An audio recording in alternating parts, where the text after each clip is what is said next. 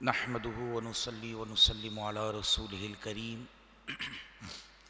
أما بعد فأعوذ بالله من الشيطان الرجيم بسم الله الرحمن الرحيم قال الله تبارك وتعالى في القرآن المجيد والفرقان الحميد اهدنا الصراط المستقيم صراط الذين أنعمت عليهم غیر المغضوب علیہم ولا الضالین آمین۔ صدق اللہ العظیم وصدق رسولہ النبی الکریم۔ مولاي صلی وسلم دائما ابدا علی حبیبک خیر الخلق کلہم یا رب بالمصطفى بلغ مقاصدنا واغفر لنا ما مضى واسع الکرم۔ نظرت إلى بلاد الله جمعا كخردلة على حکم اتصالی، گنج بخش فیض عالم مظہر نور خدا، ناکسارا پیر کامل کاملارا رہنما مولاي صلی وسلم دائما ابدا على حبیبک خیر الخلق کلہم۔ حمد و صلوات کے بعد انتہائی واجب الاحترام سامعین اکرام اور حاضرین اکرام، السلام علیکم ورحمۃ اللہ وبرکاتہ ومغفرہ۔ بحمد اللہ تعالی، اللہ تبارک و تعالی کا ہم پر کروڑ کروڑ کرم اور اس کے پیارے محبوب علیہ السلام کی ہم پر نظر عنایت کہ آج ایک مرتبہ پھر ہمیں اپنے پاک گھر میں جمع ہو کر اپنے پاک کلام مجید فرقان حمید کو سماعت کرنے اور اسے سماعت کرتے ہوئے اللہ تبارک و تعالی ہمیں اس پر عمل پیرا ہونے کی بھی توفیق عطا فرمائے، اور اللہ تبارک و تعالی کی بارگاہ میں دعا ہے کہ جس محبت اور جس الفت کے ساتھ ہم ہر سال کلام مجید فرقان حمید کی محبت میں جمع ہوتے ہیں، اللہ تبارک و تعالی اس کی برکت سے ہماری قبروں کو بھی منور فرمائے اور ہمارے قلوب اور اذہان کو بھی منور فرمائے۔ میرے پیارے و محترم بھائیوں، جس طرح آپ احباب کے علم میں ہے کہ درس قرآن مجید فرقان حمید کی ابتدا بدھ کے روز ہوئی اور جمعرات کے روز کلام مجید فرقان حمید کی سورۃ البقرہ کے 4 رکوع آپ احباب نے ترجمہ اور تفسیر کے ساتھ سماعت کیے۔ انشاءاللہ آج کے درس قرآن مجید فرقان حمید کا آغاز سورۃ البقرہ کے 5ویں رکوع سے ہوگا۔ اللہ تبارک و تعالی کی بارگاہ میں دعا ہے کہ اللہ تبارک و تعالی مجھے حق کہنے، آپ کو حق سننے اور اس حق کو سنتے ہوئے اس کو قبول کرتے ہوئے اس پر عمل پیرا ہوتے ہوئے اسے دوسروں تک پہنچانے کی توفیق عطا فرمائے، اور اللہ تبارک و تعالی ہمارے قلوب اور اذہان کو نور قرآن سے منور فرمائے۔ ارشاد ربی ہو رہا کہ بسم اللہ الرحمن الرحیم، اللہ تبارک و تعالی کے بابرکت نام سے شروع جو نہایتی مہربان اور رحم فرمانے والا ہے۔ یا بنی اسرائیل اذکروا نعمتی اللتی، اے اولاد یعقوب یاد کرو میرا وہ احسان، انعمت علیکم جو میں نے تم پر کیا، وَأَوْفُوا بِعَہْدِی اور میرا عہد پورا کرو، اوفی بعہدکم میں تمہارا عہد پورا کروں گا، وَإِيَّایَ فَارْہَبُونَ اور خاص کر میرا ہی ڈر رکھو۔ اللہ تبارک و تعالی نے یا بنی اسرائیل، اسرائیل میں جو یہ اسرا ورڈ ہے اس کے معنی عبد کے ہوتے ہیں، یعنی کہ بندہ، اور ایل یہ اللہ کے معنی کے اندر آتا ہے۔ تو اگر اس کا مکمل ورڈ دیکھا جائے اسرائیل تو اس کے معنی ہوئے اللہ کا بندہ، اور یہ عبرانی زبان کا لفظ ہے، یعنی عربی کا نہیں بلکہ عبرانی زبان کا لفظ ہے، اور یہ حضرت یعقوب علیہ نبینا علیہ السلام کا لقب بھی ہے۔ تو فرمایا یا بنی اسرائیل، اے بنی اسرائیل، اذکروا یاد کرو نعمتی اللتی میری وہ نعمتیں، انعمت علیکم جو میں نے تم پر کی ہیں۔ اب اللہ تبارک و تعالی نے یعقوب علیہ نبینا علیہ السلام کی جو اولاد تھی اور جو ان کی قوم تھی بنی اسرائیل، اس پر اپنی نعمتوں کو، یعنی جو میں نے نعمتیں تم پر کی ہیں، اب وہ کئی نعمتیں ہیں جو حضرت موسیٰ علیہ نبی علیہ السلام کے دور کے اندر بھی ہیں، حضرت عیسیٰ علیہ نبی علیہ السلام کے دور کے اندر بھی ہیں، اور اس کے اندر آگے انشاءاللہ آپ ترتیب کے ساتھ سنتے چلے جائیں گے کہ اللہ تبارک و تعالیٰ نے بنی اسرائیل پر کتنی نعمتیں تمام فرمائی، اور کس طرح بنی اسرائیل نے ان نعمتوں کا یا تو شکر کیا یا ان نعمتوں کے ملنے کے باوجود اللہ تبارک و تعالیٰ کی بارگاہ کے اندر ناشکری کے کلمات کہے تو ان کے ساتھ کیا کیا معاملات ہوئے۔ انشاءاللہ آپ آگے سماعت فرمائیں گے۔ پھر اللہ تبارک و تعالیٰ نے ارشاد فرمایا وَأَوْفُوا بِعَهْدِي، اور میرا عہد پورا کرو۔ یعنی میرا عہد کیا ہے؟ جو کتاب میں نے تمہیں دی ہے، جو کہہ لیجئے کہ معاملات تمہاری طرف اتارے گئے ہیں، ان پر تم مکمل طور پر عمل پیرا ہو۔ اوفی بعہدکم، تو میں اپنا عہد پورا کروں گا۔ اب تمہارا عہد یہ ہے کہ جو رب تعالیٰ نے تم پر نازل کیا تم نے اس پر مکمل طور پر عمل پیرا ہونا ہے۔ اور رب تعالیٰ کا عہد کیا ہے کہ جب تم رب تعالیٰ کی فرما برداری کرتے ہوئے، اس کے بتلائے ہوئے راستے پر چلتے ہوئے اس راستے پر چلو گے تو اوفی بعہدکم، تو میں اپنا عہد پورا کروں گا۔ یعنی تمہیں جنت کے اندر اعلیٰ مقام دیا جائے گا، تمہیں جنت کے اندر مرتبہ دیا جائے گا، اور وہی تمہارے لیے بہترین پلٹنے کی جگہ ہے۔ اور پھر فرمایا وَإِيَّايَ فَارْهَبُونَ، اور خاص کر میرا ہی ڈر رکھو۔ وَآمِنُوا، اور ایمان لاؤ، بِمَا أَنزَلْتُ مُصَدِّقًا لِمَا مَعَكُمْ، اس پر جو میں نے اتارا اس کی تصدیق کرتا ہوا، لِمَا مَعَكُمْ، جو تمہارے ساتھ ہے، وَلَا تَكُونُوا أَوَّلَ كَافِرٍ بِهِ، اور سب سے پہلے اس کے منکر نہ بنو۔ یعنی اللہ تبارک و تعالیٰ نے ارشاد فرمایا کہ اس کتاب پر ایمان لاؤ جو محبوب علیہ السلام پر نازل کی گئی ہے۔ اور وہ کتاب کون سی ہے؟ کہ جو کتاب تمہارے پاس موجود ہے، یعنی توریت یا زبور یا انجیل، اس کی بھی یہ تصدیق کرتی ہے۔ یہ قرآن مجید فرقان حمید اس کی بھی تصدیق کرتی ہے، تو اس پر ایمان لاؤ۔ اور پھر فرمایا وَلَا تَكُونُوا أَوَّلَ كَافِرٍ بِهِ، اور سب سے پہلے اس کے منکر نہ بنو، کیونکہ جو شخص، یہ اللہ تبارک و تعالیٰ کا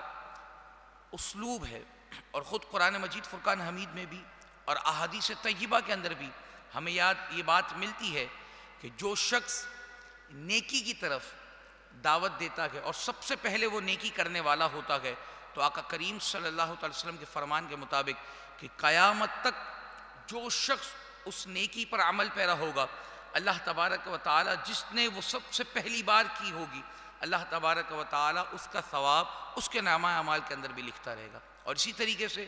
جو شخص کسی برائی کا سبب بنا ہوگا، کسی برائی کے کام کو سب سے پہلے کرنے والا بنا ہوگا، تو فرمایا قیامت تک اللہ تبارک و تعالیٰ جب تک وہ گناہ ہوتا رہے گا، جب تک وہ برائی ہوتی رہے گی، اللہ تبارک و تعالیٰ اس کرنے والے کو بھی اور جس نے اسے ایجاد کیا ہوگا، اللہ تبارک و تعالیٰ اس کے نامہ اعمال کے اندر بھی وہ برائی لکھتا رہے گا۔ تو اللہ تبارک و تعالیٰ نے فرمایا کہ سب سے پہلے اس کتاب کے منکر نہ بنو، کہ اگر تم اس کے منکر ہوئے تو آگے آنے والی تمہاری قوم کے اندر جتنے بھی لوگ اس کے منکر ہوں گے اس کا گناہ بھی تمہارے سر پر ڈالا جائے گا۔ اور پھر فرمایا وَلَا تَشْتَرُوا بِآيَاتِي ثَمَنًا قَلِيلًا، اور میری آیتوں کے بدلے تھوڑے دام نہ لو، یعنی تھوڑی قیمت نہ لو۔ وَإِيَّايَ فَاتَّقُونَ، اور مجھی سے ڈرو۔ وَلَا تَلْبِسُوا الْحَقَّ بِالْبَاطِلِ، اور حق سے باطل کو نہ ملاؤ۔ وَتَكْتُمُوا الْحَقَّ وَأَنْتُمْ تَعْلَمُونَ، اور جانتے بوجھتے سب پہچانتے ہوئے بھی حق کو دانستہ طور پر نہ چھپاؤ۔ یہ اللہ تبارک و تعالیٰ نے جو یہودی کے علماء تھے، جو یہودیوں کے علماء تھے، ان کے متعلق ارشاد فرمایا کہ جب تک رسول کریم صلی اللہ علیہ وسلم مبعوث نہ ہوئے تھے تب تک یہی وہ یہودی عالم تھے جو کفار کو، اور کہہ لیجئے کہ جو دیگر لوگ ہوا کرتے تھے، انہیں حضور کریم صلی اللہ علیہ وسلم کے اوصاف اور کمالات بتایا کرتے تھے کہ آخری زمانے کے اندر ایک نبی آئے گا، وہ اس طرح کا ہوگا صلی اللہ علیہ وسلم، اور اس کے یہ معاملات ہوں گے، یہ اوصاف ہوں گے، یہ کمالات ہوں گے۔ لیکن جب نبی برحق صلی اللہ علیہ وسلم مبعوث ہو گئے تو اب ان کو کیا ہوا کہ اب جو لوگ ان کے پاس آتے تھے، ان سے توریت سنا کرتے تھے، زبور سنا کرتے تھے، انجیل سنا کرتے تھے، انہیں بڑے بڑے کہہ لیجئے کہ عہدوں پر فائز کیا ہوا تھا، ان کے پاس نذرانے آیا کرتے تھے، ان کے پاس دیگر معاملات ہوا کرتے تھے۔ اب ان کے دل کے اندر یہ بات آئی کہ اگر ہم نے اس نبی برحق کے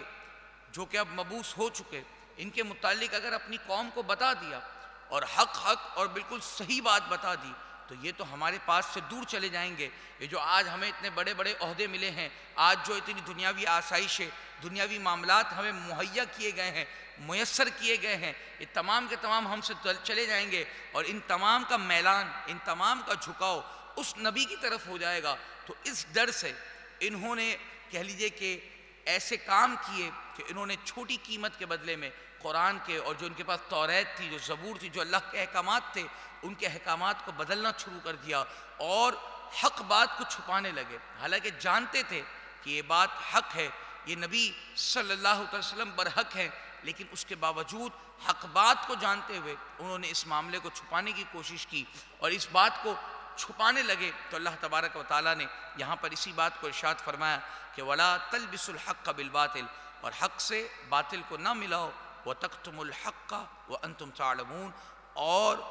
دیدہ اور دانستہ طور پر حق کو نہ چھپاؤ، وَأَقِيمُوا الصَّلَاةَ، اور نماز قائم کرو، وَآتُوا الزَّكَاةَ، اور زکوٰۃ ادا کرو، وَارْكَعُوا مَعَ الرَّاكِعِينَ، اور رکوع کرنے والوں کے ساتھ رکوع کرو۔ اب اللہ تبارک و تعالیٰ نے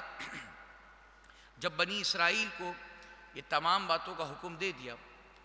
کہ اب تم نے اللہ پر ایمان لانا ہے، اس کتاب پر ایمان لانا ہے جو تمہاری طرف اتاری گئی ہے، اب اللہ تبارک و تعالیٰ نے ارشاد فرمایا کہ اے یہودی، اے یہودیوں کے گروہ، اے عیسائیوں کے گروہ، جب تم ایمان لے آؤ گے تو اب ایمان لانے کے بعد تمہارا کام کیا ہے کہ وَأَقِيمُوا الصَّلَاةَ، نماز قائم کرو،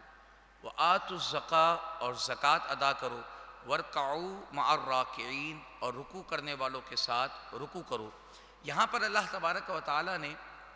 مفسرین نے ارشاد فرمایا کہ وَارْكَعُوا مَعَ الرَّاكِعِينَ، نماز اور زکوٰۃ یہ جو دو اسلام کے اہم پہلو ہیں اور اہم ستون ہیں، اس کے بعد اللہ تبارک و تعالیٰ نے جس چیز کی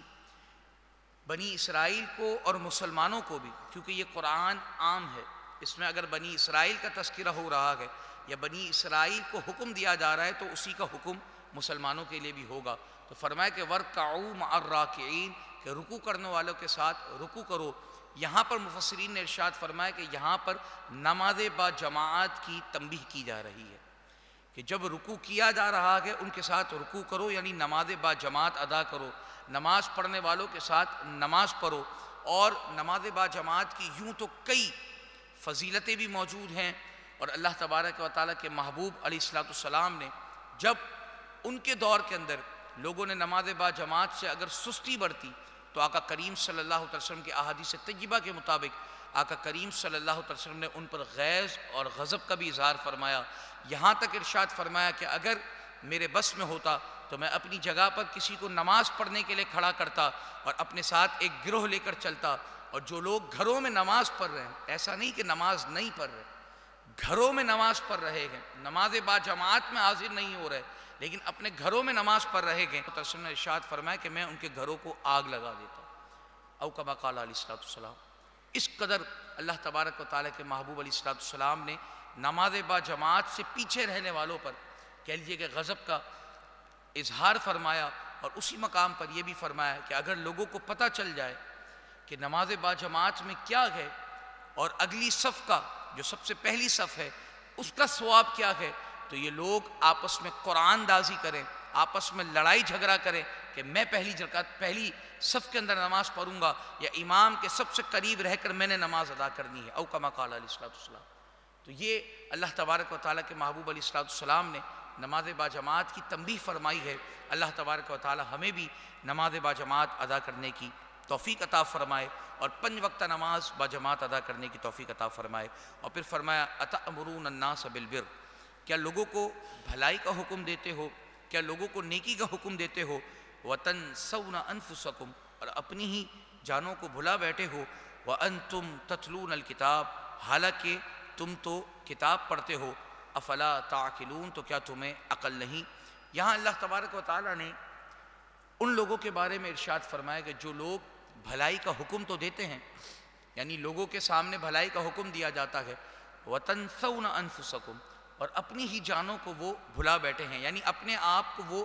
بھلا کر بیٹھے ہیں اور لوگوں تک دعوتیں دی جا رہی ہیں، خود اس پر عمل نہیں اور دیگر لوگوں تک وہ معاملہ پہنچایا جا رہا ہے۔ تو اللہ تبارک و تعالیٰ نے فرمایا کہ حالانکہ وَأَنْتُمْ تَتْلُونَ الْكِتَابَ، حالانکہ تم تو کتاب پڑھتے ہو، تمہیں تو کتاب کا علم ہے، تمہیں تو قرآن کا علم ہے، افلا تعقلون، کیا تم اس کے باوجود عقل نہیں رکھتے؟ یہاں وہ طبقہ بھی مراد ہے جس میں کہہ لیجئے کہ جیسے میں یہاں پر بیٹھ کر آپ کے ساتھ درس قرآن کا سلسلہ کر رہا ہوں، اس طرح ہمارے جو دیگر علماء ہوتے ہیں، ہم تو ایک طالب علم کی حیثیت رکھتے ہیں، لیکن جو دیگر علماء کا طبقہ ہے ان پر یہ بات آتی ہے کہ جب تم لوگوں کو بھلائی کا حکم دے رہے ہو تو وَتَنْسَوْنَ أَنفُسَكُمْ، اپنی جان کو مت بھولنا، جب لوگوں کو بھلائی کا حکم دے رہے ہو تو اس پر خود بھی عمل پیرا ہو، اس پر خود بھی عمل کرنا ہے۔ وَأَنْتُمْ تَتْلُونَ الْكِتَابَ، اور تم پر یہ بات اس لیے زیادہ لاگو ہوتی ہے کہ تم تو قرآن کا علم رکھتے ہو، تم قرآن کو پڑھنا جانتے ہو، تم قرآن کی کہہ لیجئے کہ اونچ نیچ کو جانتے ہو، کہاں قرآن تمہیں کیا حکم دے رہا ہے، کیا بات کر رہا ہے، تمہیں تمام چیزوں کا معلوم ہے۔ اور پھر فرمایا افلا تعقلون، تو کیا تم عقل نہیں رکھتے؟ اور کل قیامت کے دن حضور کریم صلی اللہ علیہ وسلم نے ارشاد فرمایا کہ ایک گروہ ایسا لایا جائے گا جسے جنت کی طرف لے جایا جائے گا، اور جب وہ جنت کے قریب پہنچ جائے گا، جنت کی خوشبو سونگے گا، جنت کی دور سے کہہ لیجئے کہ نعمتوں کو دیکھ کر ان کے نظارے حاصل کرے گا، تو اب جب وہ جنت کے بالکل قریب پہنچ جائے گا تو اللہ تبارک و تعالیٰ ان کے لیے ارشاد فرمائے گا کہ انہیں جنت جانے سے روک دیا جائے اور انہیں جہنم کے اندر داخل کر دیا جائے۔ تو وہ لوگ اللہ کی بارگاہ میں عرض کریں گے کہ اے اللہ، اگر ہمارے حق میں جہنم ہی لکھی تھی، ہمارے حق میں اگر جہنم میں ڈالنا ہی لکھا تھا تو ہمیں اپنی یہ نعمتیں تو نہ دکھاتا، ہمیں یہ جنت کی خوشبو تو نہ سنگاتا، کہ کہیں اب ہم اس حسرت میں رہ جائیں گے، اب ہم جہنم میں تو جائیں گے لیکن اب ہمیں ایک اور ندامت ہو جائے گی، ایک حسرت رہے گی کہ اے کاش ہم جنت میں داخل ہو جاتے، ہم نے اس کی نعمتوں کو بھی دیکھا، ہم نے اس کی خوشبو کو بھی پا لیا، اور اب تو ہمیں جہنم کے اندر داخل فرما رہا ہے۔ تو اللہ تبارک و تعالیٰ ان کے لیے ارشاد فرمائے گا کہ یہ اس سبب سے ہے، یہ میں نے ارادتاً کیا ہے، اور یہ اس سبب سے ہے کہ جب دنیا کے اندر تم لوگوں کے سامنے ہوا کرتے تھے تو تم بڑے اچھے بنا کرتے تھے، بڑے کہہ لیجئے کہ معزز بنا کرتے تھے، بڑے نیک بنا کرتے تھے، لیکن جب تم تنہائی کے اندر ہوا کرتے تھے تو تم میری نافرمانی کیا کرتے تھے، میرے ساتھ کہہ لیجئے کہ جو میرے بتلائے ہوئے راستے تھے اس سے ہٹ کر چلا کرتے تھے، تو آج تمہارے لیے یہ معاملہ ہے کہ تمہیں جنت بھی دکھلائی گئی، تمہیں جنت کی نعمتیں بھی دکھلائی گئی کہ اگر تم خالص اخلاص کے ساتھ، للہیت کے ساتھ میرے لیے یہ کام کرتے تو تمہیں یہ نعمتیں ملنی تھی، تمہیں یہ معاملات ملنے تھے، لیکن تم نے کیا کیا؟ اَتَأْمُرُونَ النَّاسَ بِالْبِرِّ، کہ لوگوں کو تو بھلائی کا حکم دیا، وَتَنْسَوْنَ أَنفُسَكُمْ، لیکن اپنی جانوں کو بھول بیٹھے، وَأَنْتُمْ تَتْلُونَ الْكِتَابَ، حالانکہ حال یہ تھا کہ تم کتاب پڑھا کرتے تھے، تم کتاب سنا کرتے تھے، تم کتاب سنایا کرتے تھے، افلا تعقلون، کیا اس کے بعد بھی تمہارے پاس عقل نہیں کہ تم لوگوں کو تو حکم دو لیکن خود اپنی جانوں کو بھول بیٹھو؟ اور پھر فرمایا وَاسْتَعِینُوا بِالصَّبْرِ وَالصَّلَاةِ، اور صبر اور نماز سے مدد چاہو۔ یعنی اب بنی اسرائیل کے لیے بھی یہ حکم ہے اور عام لوگوں کے لیے بھی کہ جب تمہارا دل اس دنیا سے ہٹے نہ، دور نہ ہو، اور اس دنیا کی محبت کے اندر تم خود رفتہ ہو جاؤ، تو پھر فرمایا وَاسْتَعِینُوا بِالصَّبْرِ وَالصَّلَاةِ، کہ صبر اور نماز سے مدد چاہو۔ کہ نماز کے متعلق اللہ تبارک و تعالیٰ نے ارشاد فرمایا اِنَّ الصَّلَاةَ تَنْہَا عَنِ الْفَحْشَاءِ وَالْمُنْکَرِ، کہ نماز تمہیں بے حیائی اور برے کاموں سے روکتی ہے، اور یہ اللہ تبارک و تعالیٰ کا ارشاد برحق ہے۔ اگر کوئی شخص یہ کہتا ہے کہ میں 5 وقت نماز پڑھتا ہوں لیکن اس کے بعد گناہوں کے بعد اندر مبتلا ہو جاتا ہوں، اس کے باوجود گناہوں میں مبتلا ہوتا ہوں، تو یاد رکھیے گا کہ قرآن کی آیت غلط نہیں ہو سکتی، تمہاری نماز کے اندر ہی کوئی نہ کوئی خرابی ہے، تمہاری نماز کے اندر کوئی نہ کوئی کمی ہے، تمہاری نماز کے اندر کوئی نہ کوئی کوتاہی ہے کہ وہ تمہیں برائیوں سے نہیں روک پا رہی۔ اگر وہ نماز اخلاص اور للہیت کے ساتھ اللہ تبارک و تعالیٰ کی بارگاہ میں خشوع اور خضوع کے ساتھ ادا کی گئی ہوتی تو یقین جانیے یہ وہ نماز ہے کہ جب تم ایک وقت کی نماز پڑھتے ہو تو وہ اگلے وقت کے گناہوں کے لیے کفارہ بن جاتی ہے، جب دوسرے وقت کی نماز پڑھتے ہو تو وہ اس سے اگلے وقت کے گناہوں کے لیے کفارہ بن جاتی ہے، اور تمہیں بے حیائی اور برائی کے کاموں سے روکتی ہے۔ اور خود اللہ نے بھی یہی ارشاد فرمایا ہے کہ جب دنیا کے اندر دل لگنے لگے، دنیا کے اندر کہہ لیجیے کہ خود رفتہ ہونے لگو، تو کس چیز سے مدد چاہنی ہے؟ فرمایا وَاسْتَعِینُوا بِالصَّبْرِ وَالصَّلَاةِ، کہ صبر اور نماز کے ساتھ مدد چاہو۔ وَإِنَّهَا لَكَبِیرَةٌ، الا علی الخاشعین، اور بے شک نماز ضرور بھاری ہے ان پر کہ جن کے دل اللہ تبارک و تعالیٰ کی طرف جھکتے ہیں، ان پر نہیں جن کے دل اللہ تبارک و تعالیٰ کی طرف نہیں جھکتے، بے شک نماز ان پر ضرور بھی ضرور بھاری ہے۔ اور نماز کس طرح بھاری ہے کہ آج ہم جب نماز پڑھنے آتے ہیں، آج ہم اپنے حال پر بھی غور کریں، ہمارا حال کیا ہوتا ہے؟ ہم جب نماز کے لیے تکبیر باندھتے ہیں، ہمارے دل کے اندر اور ہمارے وہم و گمان کے اندر کہیں بھی ایسا نہیں ہوتا الا ماشاء اللہ کہ ہم للہیت کے ساتھ، خلوص کے ساتھ، خشوع و خضوع کے ساتھ نماز ادا کریں، بلکہ جیسے نماز کی تکبیر باندھتے ہیں شیطانی وسوسے آنا شروع ہو جاتے ہیں، وہ چیزیں یاد آنا شروع ہو جاتی ہیں جو ہمیں کئی سالوں سے یاد نہ آئی۔ اگر ہمارا دل اس طرف لگ بھی رہا ہو تو ہمارے ذہنوں کے اندر وہ تمام چیزیں، کاروبار کی ٹینشن، اگر امام صاحب نے کسی بھی طور پر مغرب کے اندر یا عشاء کے اندر تھوڑی لمبی قرات شروع کر دی تو اب ہمارے ذہن کے اندر یار 10 منٹ گئے، 15 منٹ گئے، میں تو 7 منٹ کا ذہن بنا کر آیا تھا کہ 7 منٹ میں نماز پڑھوں گا، نوافل پڑھنے، سنتیں پڑھنی ہے، وتر پڑھنے، اور 8 سے 10 منٹ کے اندر دوبارہ اپنی دکان کے اوپر چلے آنا ہے، اپنے گھر والوں کے پاس۔ ذرا اگر لمبی تلاوت ہو گئی تو ہم اس تلاوت کو یا اس قاری کی قرات کو محظوظ نہیں ہو رہے، اس کو اپنے دل کے اندر نہیں اتار رہے، حالانکہ کتنی اچھی قرات کیوں نہ کر رہا ہو، قاری کتنی خوش الحان آواز کے اندر آپ کے لیے قرات کر رہا ہو، لیکن ہمارے ذہن کے اندر ٹینشن کیا ہوتی ہے؟ یار اس نے تو پہلے پارے سے تلاوت شروع کر دیے، 10 منٹ گئے، 10 منٹ ایک رکعت کے اندر جائیں گے، بہت لمبی ہو جائے گی۔ اب بعض جگہوں پر ایسا ہے کہ ماشاءاللہ جو حفاظ اور جو قراء ہوتے ہیں وہ ترتیب وار قرآن کو لے کر چلتے ہیں، تو میں نے اکثر الحمدللہ میری خود کی جو علاقے کے اندر مسجد ہے وہاں پر امام صاحب فجر کے اندر تقریباً پاؤ پارا تلاوت کرتے ہیں، تقریباً ماشاءاللہ سے، اچھی بات ہے، بہت اچھی بات ہے، اور ترتیب کے ساتھ چلتے ہیں، یعنی فجر کے اندر جو جہاں پر ڈسکنیکٹ ہوا، جہاں پر چھوڑا گیا، مغرب کے اندر جو تلاوت ہوگی وہ وہیں سے کنٹینیو ہوگی، اور مغرب کے اندر سمجھ لیجیے کہ 1 رکوع یا آدھا رکوع، کیونکہ شارٹ ٹائم ہوتا ہے، اسی طریقے سے عشاء کے اندر وہ 2 رکوع تلاوت کرتے ہیں، تو پورے سال کے اندر الحمدللہ وہاں پر 2 سے 3 بار کلام مجید فرقان حمید کا ختم ہو جاتا ہے۔ لیکن کیا ہوا آج لوگوں کے اندر، میں خود جب وہاں پر موجود ہوتا ہوں، ہم نے لوگوں کو کیا دیکھا کہ انہیں پتہ ہے کہ امام صاحب نے پاؤ پارے کی تلاوت کرنی ہے، لازمی ہے، ایک روٹین چلی آ رہی ہے، 18 سال 20 سال ہو گئے، ایک سلسلہ چلا رہا۔ اب لوگوں نے کیا کیا کہ لوگ آتے ہیں، اب جب امام صاحب پتہ ہے 6:20 پر جماعت ہے، جیسے اب امام صاحب نے 6:20 پر اللہ اکبر کہا، اب لوگ آئیں گے اس وقت اور آ کر اب سنتوں کی نیت کریں گے،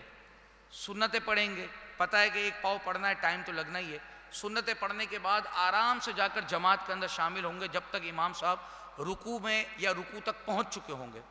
تو اب آپ یہ دیکھیں کہ ہمارا ذہن کس طرف جا رہا ہے، ہم کس طرف جا چکے ہیں کہ اگر ایک امام، یہ تو میں اپنی آنکھوں دیکھا حال آپ کو بیان کر رہا ہوں کہ ایک امام اگر لمبی تلاوت کر رہا ہے تو لوگوں نے اس کی روش کیا بنا لی کہ آ کر اس قرآن کی تلاوت سے محظوظ ہوں، اس قرآن کی تلاوت کو سن کر اپنے دلوں کو اور اپنے دن کی ابتدا محبت قرآن کے ساتھ کریں۔ لیکن ہوا کیا کہ وہ انتظار کیا کرتے ہیں کہ اب امام صاحب نے جماعت اسٹارٹ کی، اب ہم نے سنتیں پڑھنی اور اس کے بعد جا کر امام کے ساتھ ملنا۔ اسی طریقے سے تراویح کا معاملہ ہے کہ جہاں کہیں اگر امام صاحب بڑے اچھے انداز کے اندر اور سلو انداز کے اندر اگر یہاں پر تلاوت ہوتی ہے اگر قرآن کی، تو وہاں لوگ جا کر کہ حضرت فلاں مسجد میں تو 1.25 گھنٹے میں ختم ہو جاتی ہے، آپ 1.25 گھنٹے لگا دیتے ہیں، آپ 1.5 گھنٹہ لگا دیتے ہیں۔ یہ نہیں دیکھا جاتا کہ قرآن کی تلاوت سن کر، قرآن کی تلاوت کو پا کر ہم کتنے ثواب کے حقدار ہونے، یعلمون تعلمون کر کر اگر قرآن ختم کرنا ہو تو یہ کوئی بڑی بات نہیں ہوتی ہے۔ تو اللہ تبارک و تعالی ہمیں کلام مجید فرقان حمید کی محبت اور پھر نماز کی محبت اللہ تبارک و تعالی عطا فرمائے، اور جن لوگوں کا اللہ تبارک و تعالی یہاں پر تذکرہ کیا کہ جن کے خاشعین کے دل، ان کے دلوں پر نماز بھاری نہیں گزرتی، اللہ تبارک و تعالی ہمیں ان خاشعین کے اندر شمار فرمائے، اور ہماری نمازوں کے اندر بھی اللہ تبارک و تعالی خشوع خضوع عطا فرمائے۔ اور پھر اللہ تبارک و تعالی نے ارشاد فرمایا کہ ان خاشعین کی نشانی کیا ہے، وہ کیا سمجھ کر رب کے حضور خشوع خضوع کے ساتھ نماز ادا کرتے ہیں۔ فرمایا الذین یظنون انہم ملاقو ربہم،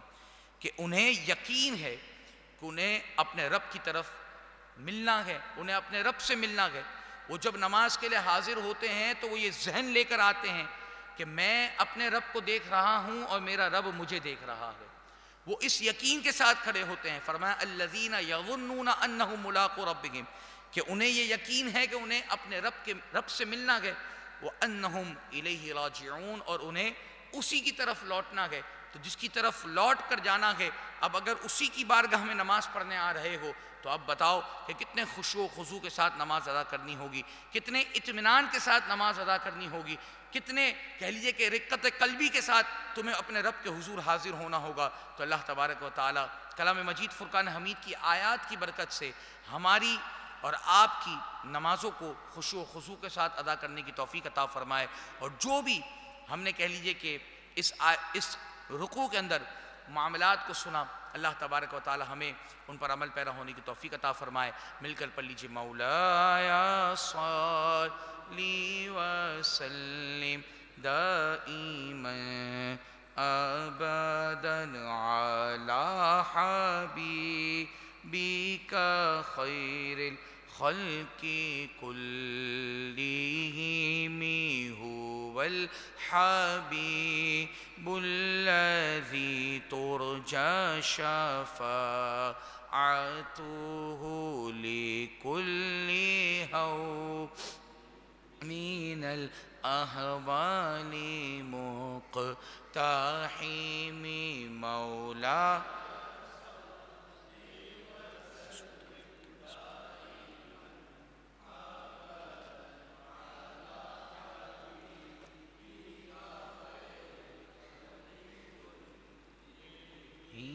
اللہم صلی وسلم وبارک علیہ۔ بسم اللہ الرحمن الرحیم۔ اللہ تبارک و تعالیٰ کے بابرکت نام سے شروع جو نہایت ہی مہربان اور رحم فرمانے والا ہے۔ یا بنی اسرائیل اذکروا، اے اولاد یعقوب یاد کرو، نعمتی اللتی، میری وہ نعمتیں، میرے وہ احسان، انعمت علیکم جو میں نے تم پر کیے، وانی فضلتکم علی العالمین، اور میں نے سارے زمانے پر تمہیں فضیلت دی اور تمہیں برائی دی۔ اللہ تبارک و تعالیٰ نے کئی مقامات پر بنی اسرائیل کو اپنی نعمتوں کا اور ان پر ہونے والی نعمتوں کا تذکرہ کیا اور انہیں یاد دلایا۔ اس کی وجہ یہی ہے، جس طرح میں آپ سے پیچھے عرض کر چکا، کہ ان پر کئی معاملات اور کئی چیزیں ایسی تھی کہ ان پر من و سلوہ کا اترنا، ان پر فرعونیوں سے نجات حاصل کرنا، اللہ تبارک و تعالیٰ کی طرف سے ان پر آسمان سے کہہ لیجئے کہ من و سلوہ کے اترنے کے ساتھ ساتھ ان پر بارش برسانا، ان پر کہہ لیجئے کہ بادلوں کا سایہ کرنا، دریا کے اندر ان کے لیے راستے بن جانا، مصر کے اندر جا کر ان کا رہنا، یہ تمام نعمتیں اللہ تبارک و تعالیٰ نے ان پر تمام فرمائی، اور پھر انہیں ارشاد فرمایا کہ وَأَنِّي فَضَّلْتُكُمْ عَلَى الْعَالَمِينَ، اور یہ بھی کہ میں نے تمہیں تمام زمانے پر فضیلت عطا فرمائی۔ تو مفسرین نے یہاں پر ارشاد فرمایا کہ یہ بنی اسرائیل کے دور تک کے لیے ہے۔ جب حضور کریم صلی اللہ علیہ وسلم مبعوث ہوئے تو اب جو سب سے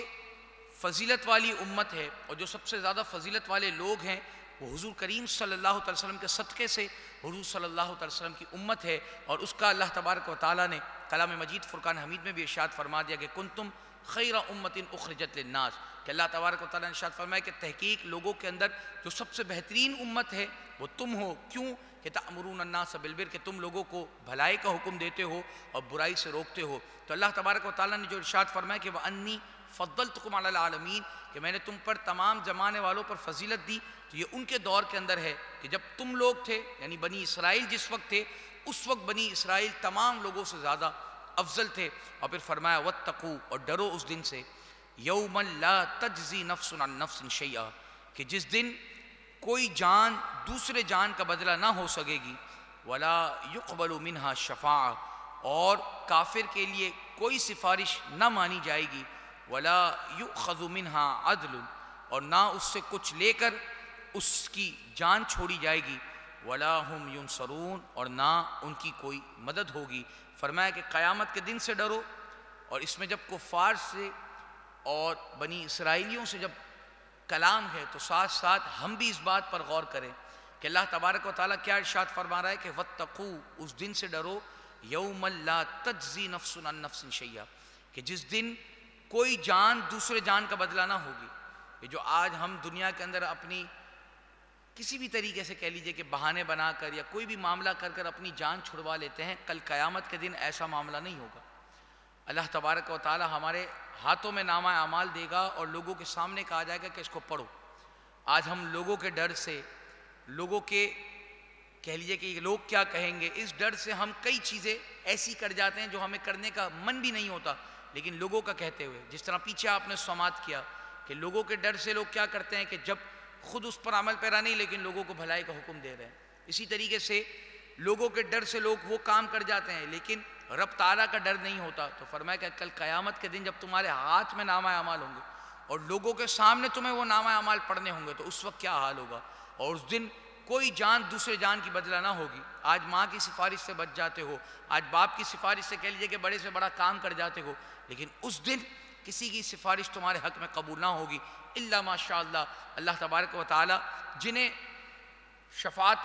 کہہ لیجئے کہ کبریٰ اور شفاعت کے منصب پر فائز فرمائے گا، وہ جس کے حق میں شفاعت کریں گے ان کے لیے تو سفارشیں قبول ہوں گی، لیکن کافر کے لیے اور جو لوگ دین اسلام سے دور ہیں ان کے لیے کوئی سفارش قبول نہ ہوگی۔ ولا يقبل منها شفاعہ، اور کوئی شفاعت بھی قبول نہ ہوگی۔ ولا يؤخذ منها عدل، اور نہ کچھ لے کر ان کی جان چھوڑی جائے گی۔ ولا هم ينصرون، اور نہ ان کی مدد کی جائے گی۔ اور پھر فرمایا وَإِذْ، یاد کرو، نجیناکم، جب ہم نے تمہیں نجات دی، من آل فرعون، فرعون والوں سے تمہیں نجات بخشی، یسومونکم سوء العذاب، کہ وہ تم پر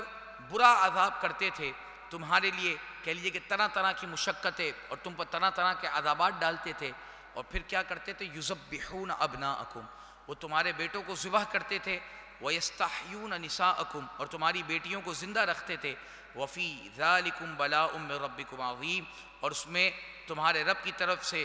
بڑی بلا تھی، یعنی آزمائش تھی تمہارے لیے، اور تم اس آزمائش میں پورے اترے۔ بنی اسرائیل جب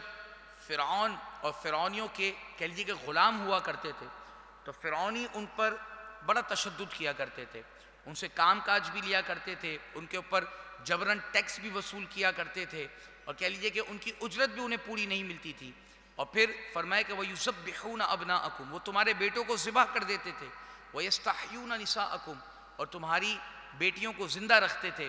اور اس کا جو تذکرہ ہے وہ انشاءاللہ آپ آگے بھی سماعت کریں گے کہ فرعون نے ایک خواب دیکھا کہ مصر کے اندر ایک آندھی چلی، ایک طوفان آیا، اور بنی اسرائیلیوں کو اس نے کوئی نقصان نہیں پہنچایا۔ جو یہ قبطی تھے، جو فرعون کا جو کہہ لیجیے کہ گھرانہ تھا اور اس کے جو لوگ تھے، وہ تمام کے تمام اس سے ہلاک ہو جاتے ہیں۔ اب جب وہ اس کی تعبیر پوچھتا ہے تو اس کو بتایا جاتا ہے کہ بنی اسرائیل کے اندر ایک لڑکا ایسا پیدا ہوگا جو تمہاری سلطنت کو تباہ و برباد کر دے گا، جو تمہاری سلطنت الٹ دے گا۔ اب وہ اس خوف سے آ کر اس نے کیا حکم جاری کر دیا کہ جتنے بھی لڑکے پیدا ہوں انہیں قتل کر دیا جائے۔ اب فرعون کے اس حکم پر عمل ہونے لگا، اور فرعون کہ اس حکم پر جب عمل ہونے لگا تو اللہ تبارک و تعالیٰ کا کرنا ایسا ہوا کہ یہاں پر یہ چھوٹے بچوں کو ذبح کر رہا تھا، چھوٹے بچوں کو مار رہا تھا، وہاں پر جو اس کی بڑی عمر کے لوگ تھے ان میں بھی اچانک سے اموات کی تعداد بڑھنے لگی۔ تو اب اس کے اپنے جو حواری تھے، اس کے جو درباری کے لوگ تھے، انہوں نے کہا کہ اگر اسی تعداد کے ساتھ ہم جو پیدا ہونے والے ہیں اس کو بھی نہیں چھوڑ رہے، جو ہمارے بڑے ہیں، جو ہمارے جوان ہیں، وہ بھی کثرت کے ساتھ مر رہے، تو ہمارا تو نام و نشان ہی مٹ جائے گا۔ ہمارا نام و نشان اس طرح مٹ جائے گا کہ جو ہمارے خدمت گار ہیں، جو بنی اسرائیل ہیں، جو اس کی ہم خدمت لیتے ہیں، ہمارے تو غلام ہی ختم ہو جائیں گے۔ تو پھر ہم خدمت کس سے لیا کریں گے؟ پھر ہماری خدمت کون کرے گا؟ پھر تو ہمیں اپنے سارے کام خود کرنے پڑ جائیں گے۔ تو فرعون نے پھر حکم جاری کیا کہ اچھا ایسا کرو کہ 1 سال جو لڑکے پیدا ہوں انہیں چھوڑ دو، اور جو 1 سال لڑکے پیدا ہوں انہیں مار ڈالو۔ تو مفسرین نے لکھا کہ جس سال چھوڑنے کا سال تھا اس سال حضرت ہارون علیہ نبی علیہ السلام پیدا ہوئے، اور جس سال قتل کرنے کا سال تھا اس سال حضرت موسیٰ علیہ نبی علیہ السلام پیدا ہوئے۔ اور انشاءاللہ آپ بڑی تفصیل کے ساتھ آگے سماعت کریں گے کہ کس طرح اللہ تبارک و تعالیٰ نے حضرت موسیٰ علیہ السلام کی حفاظت فرمائی، اور حفاظت بھی کیسی کہ جو شخص قتل کرنے کے در پہ تھا، اللہ تبارک و تعالیٰ نے انہی کے زیر سایہ، انہی کے انڈر رہتے ہوئے حضرت موسیٰ علیہ السلام کی کہہ لیجیے کہ کفالت فرمائی اور پرورش فرمائی۔ تو پھر اللہ تبارک و تعالیٰ نے آگے ارشاد فرمایا کہ وَإِذْ فَرَقْنَا بِكُمُ الْبَحْرَ، اور یاد کرو کہ جب تمہارے لیے دریا کو پار دیا گیا، فَأَنْجَيْنَاكُمْ، اور تمہیں اس سے بچا لیا گیا، وَأَغْرَقْنَا آلَ فِرْعَوْنَ، اور فرعون والوں کو ڈبو دیا گیا، وَأَنْتُمْ تَنْظُرُونَ، اس حال میں کہ تم دیکھ رہے تھے اور تمہاری آنکھوں کے سامنے فرعون والوں کو ڈبو دیا گیا۔ اللہ تبارک و تعالیٰ جب حضرت موسیٰ علیہ نبی علیہ السلام بنی اسرائیل کو لے کر فرعون کے پاس سے نکلے، تو اب جب صبح ہوئی تو فرعون کو پتہ چلا کہ حضرت موسیٰ علیہ نبی علیہ السلام بنی اسرائیلیوں کو لے کر نکل گئے، تو اس نے آپ کا پیچھا کیا، اور جب وہ دریا کے کنارے پہنچے تو اب آگے دریا اور پیچھے فرعونی لشکر، تو بنی اسرائیل گھبرا گئے، اور انہوں نے حضرت موسیٰ علیہ نبی علیہ السلام کی بارگاہ میں عرض کی کہ اے موسیٰ علیہ نبی علیہ السلام، آگے دریا ہے، جاتے ہیں تو ڈوب جاتے ہیں، پیچھے فرعون ہے، اگر اس کی طرف جاتے ہیں تو وہ ہمیں مار مار کر ہمارا حال برا کر دے گا، آپ اللہ کی بارگاہ میں دعا کیجئے کہ اللہ تبارک و تعالی ہمارے لیے کوئی راستہ پیدا فرمائے۔ اللہ تبارک و تعالیٰ نے حضرت موسیٰ علیہ نبی علیہ السلام کو حکم دیا کہ اپنے عصا کو اس دریا کے اندر مارو۔ اللہ تبارک و تعالیٰ کے حکم سے جب حضرت موسیٰ علیہ نبی علیہ السلام نے اس عصا کو دریا کے اندر مارا، اللہ تبارک و تعالیٰ نے اس کے اندر 12 راستے پیدا فرما دیے، اور جو بنی اسرائیل کے گروہ تھے وہ 12 سرداروں کے انڈر تھے، تو اللہ تبارک و تعالیٰ نے اسی کی مطابقت سے 12 راستے پیدا فرمائے کہ ہر گروہ ایک ایک راستے سے ہوتا ہوا نکل جائے، اور پھر فرمایا کہ راستے بھی کس طرح پیدا فرمائے کہ اتنے صاف شفاف راستہ بیان فرمایا کہ اس طرح دیواریں کھڑی کر دی گئی کہ یہ لوگ ایک دوسرے کو دیکھتے تھے اور ایک دوسرے سے باتیں کرتے ہوئے ان 12 رستوں سے نکلتے ہوئے دریا کے دوسرے پار چلے گئے۔ اب جب فرعونیوں نے دیکھا کہ حضرت موسیٰ علیہ نبی علیہ السلام تو دریا کے اندر راستہ بنا کر چلتے جا رہے ہیں،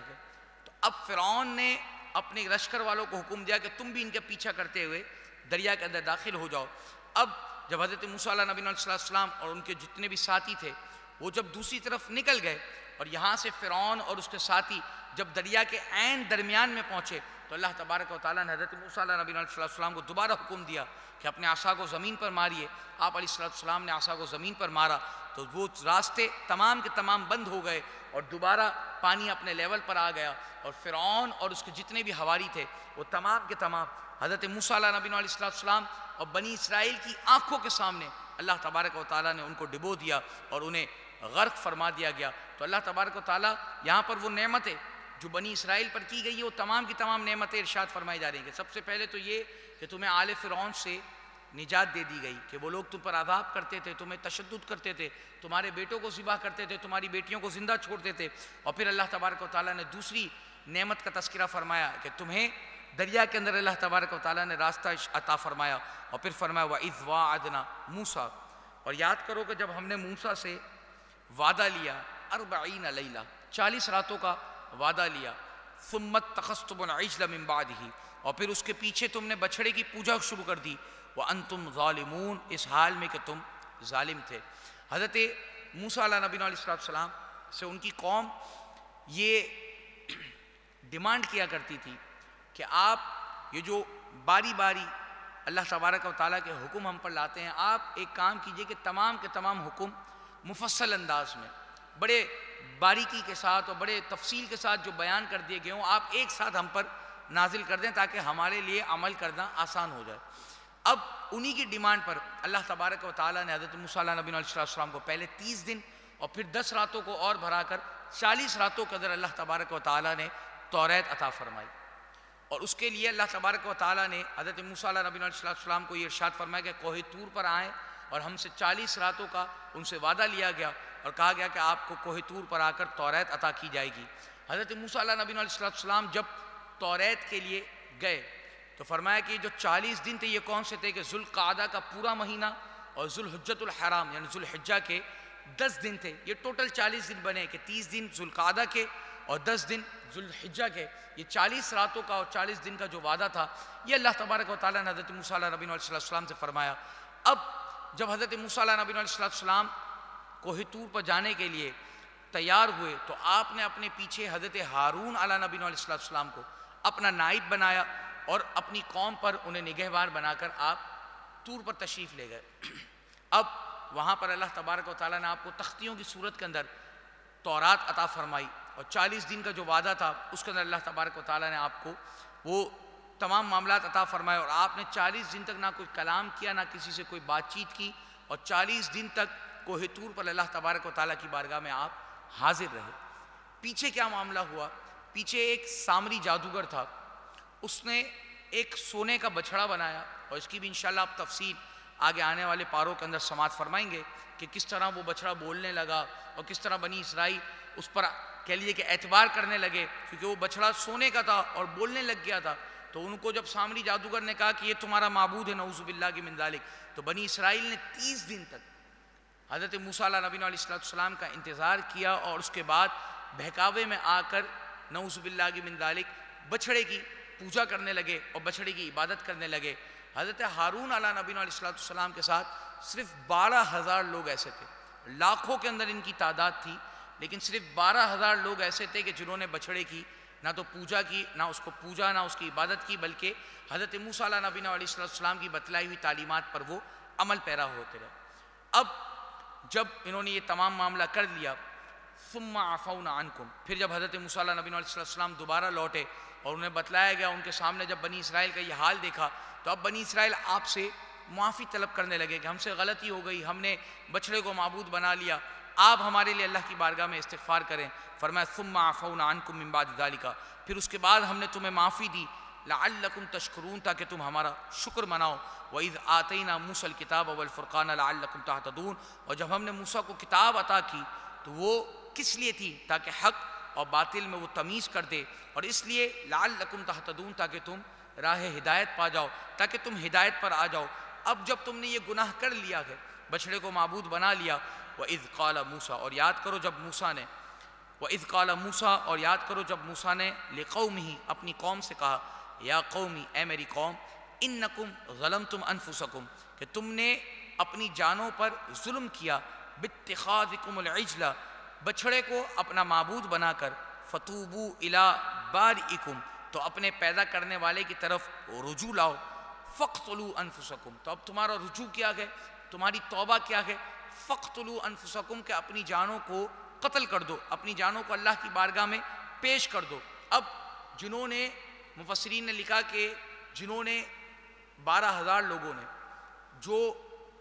بچھڑے کو معبود نہیں بنایا تھا، تو اللہ تبارک و تعالیٰ نے فرمایا کہ یہ ان تمام لوگوں کو قتل کریں کہ جنہوں نے بچھڑے کو معبود بنایا تھا، اور یہی ان کا استغفار ہے اور یہی ان کی توبہ ہے۔ ان 12,000 افراد نے شام تک، یعنی صبح سے لے کر شام تک 70,000 افراد کو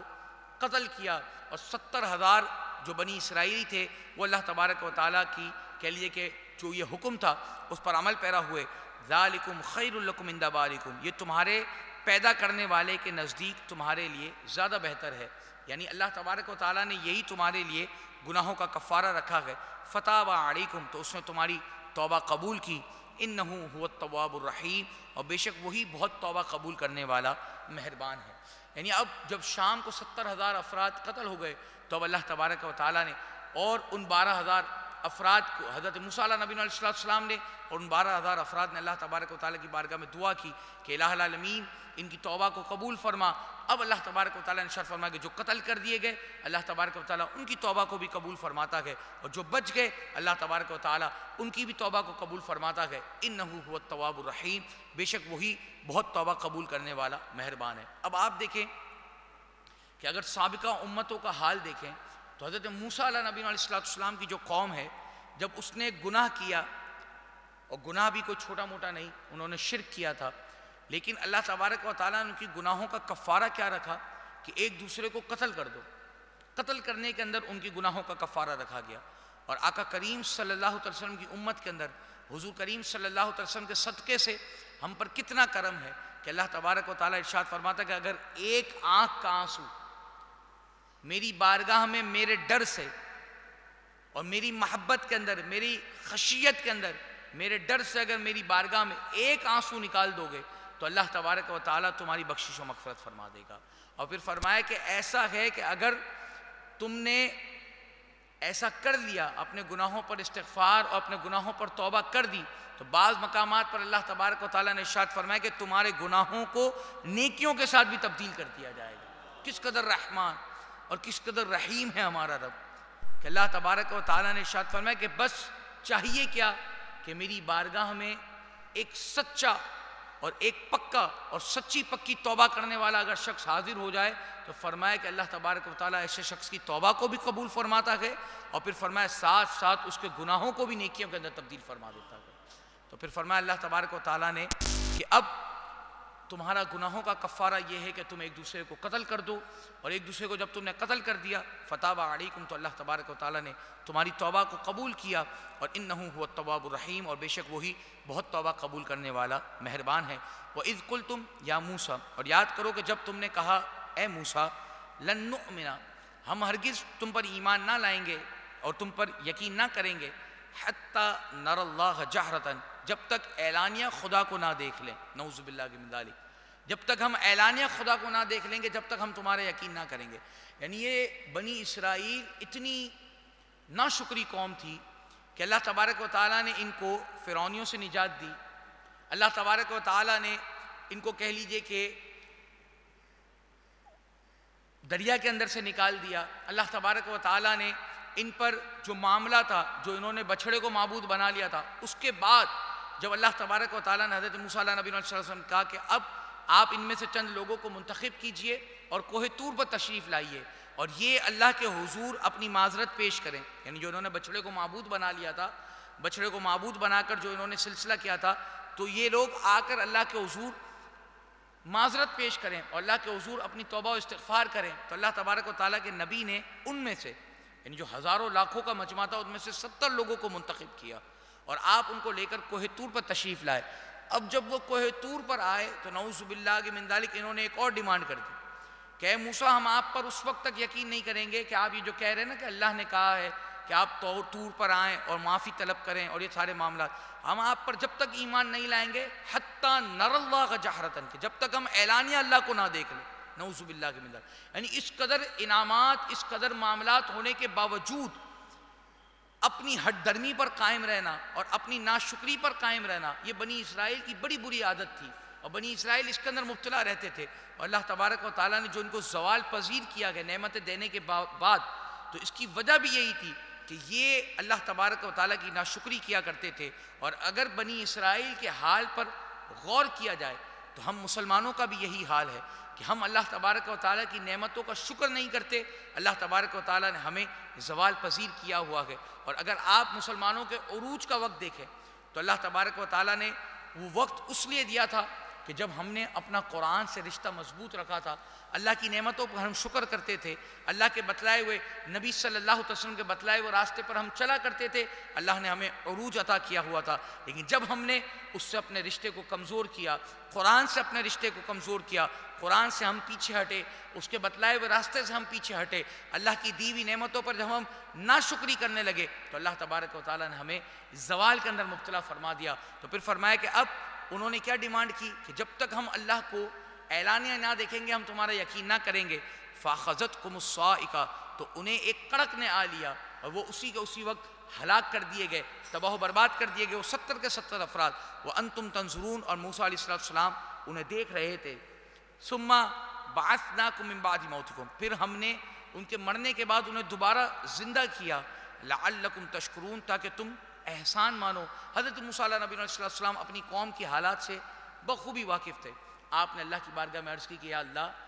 یہ جو ہلاک کر دیے گئے، یہ جو 70 افراد میں لایا تھا، اگر میں قوم کو جا کر بتاؤں گا کہ وہ اللہ کے حضور انہوں نے اس طرح کا دعویٰ کیا اور اس طرح کی بات کی اس لیے یہ ہلاک ہو گئے، تو فرمایا کہ اے میرا اللہ، میری قوم نے میری بات نہیں مانی، بڑی نافرمان قوم ہے، انہوں نے کوئی نہ کوئی ایسی بات کر دینی ہے کہ تم لے گئے اور تم نے لے جا کر انہیں نعوذ باللہ من ذالک قتل کر دیا۔ تو آپ نے دعا کی کہ الہ العالمین انہیں دوبارہ زندہ فرما، تو اللہ تبارک و تعالیٰ نے انہیں دوبارہ زندہ فرما دیا۔ اور پھر کیا فرمایا؟ لعلکم تشکرون، زندہ کیوں کیا گیا؟ تاکہ تم کسی طرح احسان مانو، تاکہ تم کسی طرح شکر ادا کرو۔ اور پھر فرمایا وَذَلَّلْنَا عَلَيْكُمُ الْغَمَامَ، اور ہم نے تم پر ابر کو، ایک بادل کو تمہارا سائبان بنایا، وَأَنزَلْنَا عَلَيْكُمُ الْمَنَّ وَالسَّلْوَىٰ، اور تم پر من و سلوہ کو اتارا۔ اب اللہ تبارک و تعالیٰ نے ایک اور نعمت کا تذکرہ ارشاد فرمایا کہ جب بنی اسرائیل کو مصر چھوڑنے کا حکم ہوا اور بیت المقدس کو جا کر فتح کرنے کا حکم ہوا، تو پہلے تو انہوں نے حیل و حجت سے کام لیا، اور جب اللہ تبارک و تعالیٰ کا حکم آ چکا، مطلب پکا ہو گیا کہ اب ہمیں جانا ہی جانا ہے، تو اب وہ چلنے لگے۔ لیکن راستے میں جہاں کہیں کوئی تکلیف آتی، جہاں کہیں کوئی معاملہ آتا، تو نعوذ باللہ من ذالک وہ حضرت موسیٰ علیہ نبی علیہ السلام کی بارگاہ میں شکوہ شکایت کرنے لگتے کہ ایسا ہو گیا ہے، موسم کی سختی ہے، یہ ہے، گرمی ہو رہی ہے۔ تو تو اب اللہ تبارک و تعالیٰ نے ان کے لیے کیا معاملہ فرمایا کہ ان پر ایک ابر کو، ایک بادل کے ٹکڑے کو ان کا سائبان بنا دیا تاکہ ان پر گرمی نہ آئے۔ وَأَنزَلْنَا عَلَيْكُمُ الْمَنَّ وَالسَّلْوَىٰ، اور ان پر آسمان سے من اور سلوہ کو اتارا۔ مفسرین نے فرمایا کہ من کیا ہے؟ فرمایا من ایک طرح سے ایک میٹھی چیز ہے جو روزانہ ایک فرد کے لیے تقریباً 1 سا یعنی تقریباً 4 کلو گرام کے قریب ایک شخص کے لیے اترا کرتی تھی، اور وہ لوگ اس کو جمع کرتے تھے، یعنی جمع کرنے سے مراد اپنے پاس رکھ لیا کرتے تھے اور پورا دن اس سے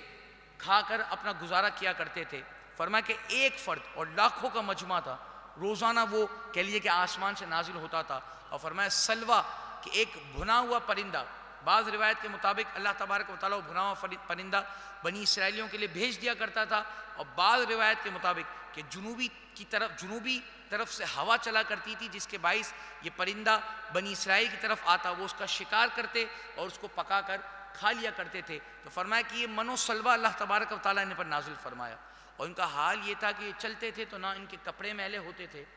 نہ ان پر بدن پر ان کے میل آتا تھا، نہ ان کے ناخن بھرتے تھے، نہ ان کے بال بھرتے تھے، یعنی اللہ تبارک و تعالیٰ نے ان پر اپنی نعمتوں کو تمام فرمایا ہوا تھا کہ تم چل رہے ہو، تم سے میری راہ میں نکلے ہوئے، تمہارے لیے کوئی پریشانی نہیں آئے گی، تمہارے لیے کوئی مشکل نہیں آئے گی، تمہیں نہ رزق کی تنگی، تمہارے لیے نہ کوئی کہہ لیجیے کہ دیگر اور معاملات، نہ تمہارے لیے پانی کی تنگی، نہ تمہارے لیے موسم کی تنگی، نہ تمہارے لیے کہہ لیجیے کہ بارش کی تنگی۔ جب وہ سائبان چلا کرتا تھا، جب رات کا اندھیرا ہوتا، وہ سائبان نور کی طرح روشن ہو جایا کرتا تھا تاکہ ان کو دیکھنے کے لیے آسانی ہو جائے۔ تو اللہ تبارک و تعالیٰ نے ان پر اتنی تمام نعمتیں کی، اور پھر فرمایا قُلُوا مِن طَيِّبَاتِ مَا رَزَقْنَاكُمْ، کھاؤ اس سے جو ہماری دی ہوئی ستری چیزیں ہیں، جو ہم نے تمہیں رزق عطا کیا ہے اس میں سے کھاؤ۔ وَمَا ظَلَمُونَا، اور اپنی جانوں پر ظلم نہ کرنا، وَلَكِنْ كَانُوا أَنفُسَهُمْ يَظْلِمُونَ، انہوں نے ہمارا تو کچھ نہ بگاڑا، ہاں انہوں نے اپنی ہی جانوں پر ظلم کیا اور اپنا ہی نقصان کیا۔ اللہ تبارک و تعالیٰ نے انہیں یہ حکم دیا تھا کہ جو تم پر اتر رہا ہے اسے جمع نہ کرنا، تمہیں روز دے دیا جائے گا، اور ان کے لیے یہ حکم تھا کہ ہفتے کے روز تمہارے اوپر یہ چیز نازل نہیں کی جائے گی، اور جمعے کے روز تمہیں یہ چیز دگنی عطا کی جائے گی، یعنی اگر ہفتے کو روکا بھی جا رہا ہے تو ہفتے کا جو سٹاک ہے وہ جمعے کے دن عطا کر دیا جا رہا ہے، دگنی عطا کر دی جائے گی۔ ہفتے کو تمہیں نعمت نہیں ملے گی، ہفتے کے دن تمہارے لیے ناغہ ہے، باقی ہفتے کے 6 دن تمہیں اللہ تبارک و تعالیٰ کی یہ نعمت ملے گی، من و سلوہ تم پر اترا کرے گا، اور جمعے کے دن تم پر دگنا اترا کرے گا۔ لیکن انہوں نے کیا کیا کہ وہی سلسلہ، وہی ناشکری کہ انہوں نے اسے جمع کرنا شروع کر دیا، ڈر کے مارے کہ کسی دن نہ اترا تو، کسی دن ہم پر یہ اترنا بند ہو گیا تو۔ اب جب یہ جمع کرنے لگے تو اللہ تبارک و تعالیٰ نے ان پر اپنی نعمت کو تمام کر دیا، ختم کر دیا گیا، اور جو یہ جمع کر رہے تھے اللہ تبارک و تعالیٰ نے اسے بھی سڑا دیا، اسے بھی تباہ و برباد کر دیا، اور جو ان پر من و سلوہ اتر رہا تھا اللہ تبارک و تعالیٰ نے اسے بھی بند فرما دیا۔ اور اس کی ایک اور وجہ آگے بھی آپ سنیں گے کہ کس وجہ سے ان پر یہ من و سلوہ اترنا بند ہوا۔ اللہ تبارک و تعالیٰ نے اس کے بعد ارشاد فرمایا وَإِذْ قُلْنَا ادْخُلُوا هَٰذِهِ الْقَرْيَةَ، اور جب ہم نے فرمایا کہ اس بستی میں داخل ہو جاؤ، فَقُولُوا مِنْهَا حَيْثُ شِئْتُمْ رَغَدًا، اور پھر اس میں جہاں چاہو بے ٹوک روک ٹوک کے رکو اور کھاؤ، وَادْخُلُوا الْبَابَ سُجَّدًا، اور اس کے دروازے میں سجدہ کرتے ہوئے داخل ہو، وَقُولُوا حِطَّةٌ نَغْفِرْ لَكُمْ، اور اس کے اندر یہ کہتے ہوئے داخل ہو، حطہ کہتے ہیں کہ ہمارے لیے گناہ معاف کر دیے جائیں، ہمارے گناہوں کو معاف کر دیا جائے، نغفر لکم، تاکہ تمہارے گناہ تمہارے لیے معاف ہوں، خطایاکم، اور ہم تمہاری خطاؤں کو بخش دیں۔ اب جب یہ لوگ جہاد کے لیے نکلے تھے، اور بیت المقدس کے قریب جو ایک شہر تھا، وہاں جب وہ لوگ پہنچے تو اللہ تبارک و تعالیٰ نے ارشاد فرمایا کہ اب تمہارا یہ مسکن ہے، اب تم اس کے اندر رہو، اور جب تم اس کے اندر رہو گے تو تمہارا حال کیا ہوگا کہ اب جب تم اس شہر کے اندر داخل ہو رہے ہو، وَادْخُلُوا الْبَابَ، تو اس شہر میں جب داخل ہو سجدہ، تو سجدہ کرتے ہوئے داخل ہو کہ یہی شہر تمہارے لیے کعبہ ہے، بنی اسرائیلیوں کا کعبہ بیت المقدس تھا۔ تو فرمایا کہ تم اس شہر کے اندر داخل ہو سجدہ کرتے ہوئے، وَقُولُوا، اور کیا کہتے ہوئے داخل ہو، حِطَّةٌ کہتے ہوئے داخل ہو، اللہ کے حضور اپنی بارگاہ میں اس کے حضور اپنے گناہوں کی توبہ کرتے ہوئے داخل ہو۔ لیکن یہاں بھی بنی اسرائیلیوں نے اپنی جان پر ظلم کیا، اور جو اللہ نے ان کو سجدہ کرتے ہوئے داخل ہونے کا حکم دیا تھا، یہ سرین کے بل گھسیٹتے ہوئے داخل ہوئے، اور اللہ نے ان کو حکم دیا تھا کہ حطہ کہتے ہوئے داخل ہو، تو یہ دیگر الفاظ کہتے ہوئے داخل ہوئے۔ اپنے لیے معافی طلب کرتے ہوئے نہیں بلکہ ہنسی مذاق کرتے ہوئے ایک دوسرے کے ساتھ کہہ لیجئے کہ مذاق مسخری کرتے ہوئے وہاں پر داخل ہوئے. وَسَنَزِيدُ الْمُحْسِنِينَ اور قریب ہے کہ نیکی والوں کرنے والوں کو ہم اور زیادہ دیں گے. فَبَدَّلَ الَّذِينَ ظَلَمُوا تو ظالموں نے بات بدل دی. قَوْلًا غَيْرَ الَّذِي قِيلَ لَهُمْ جو بات ان سے فرمائی گئی تھی یعنی جس طرح ان سے کہا گیا تھا کہ اس طرح تم نے داخل ہونا ہے, ظالم اس سے بدل کر اس بات کو بدل کر دیگر انداز کے اندر اس میں داخل ہوئے. فَأَنزَلْنَا عَلَى الَّذِينَ ظَلَمُوا رِجْزًا مِّنَ السَّمَاءِ تو ہم نے آسمان سے ان پر عذاب اتارا. بِمَا كَانُوا يَفْسُقُونَ اس سبب سے کہ جو وہ بے حکمی کیا کرتے تھے اور جو وہ فاسق پنا کیا کرتے تھے, اللہ تبارک و تعالیٰ نے اس کے سبب ان پر عذاب نازل کیا. اللہ تبارک و تعالیٰ جو معاملات ہم سن رہے ہیں اور جو نعمتوں کی ناشکری اور نعمتوں کی ناقدری کے بارے میں ہم سن رہے ہیں, اللہ تبارک و تعالیٰ ہمیں اپنی نعمتوں کی قدر کرنے کی توفیق عطا فرمائے. اور اللہ تبارک و تعالیٰ جو نعمتیں ہم پر نازل کی گئی ہیں, جو نعمتیں ہم پر تمام کی گئی ہیں, اللہ تبارک و تعالیٰ اس پر شکر ادا کرنے کی توفیق عطا فرمائے. اور اگر کوئی چیز ہمیں بائی چانس نہیں ملی اور ہمیں لگتا ہے کہ یہ چیز ہمیں ملنی چاہیے, اللہ تبارک و تعالیٰ ہمیں اس پر صبر کرنے کی توفیق عطا فرمائے اور صبر سے مدد حاصل کرنے کی توفیق عطا فرمائے. مل کر پڑھ لیجئے مولایا صل دائما ابدا علی حبیبک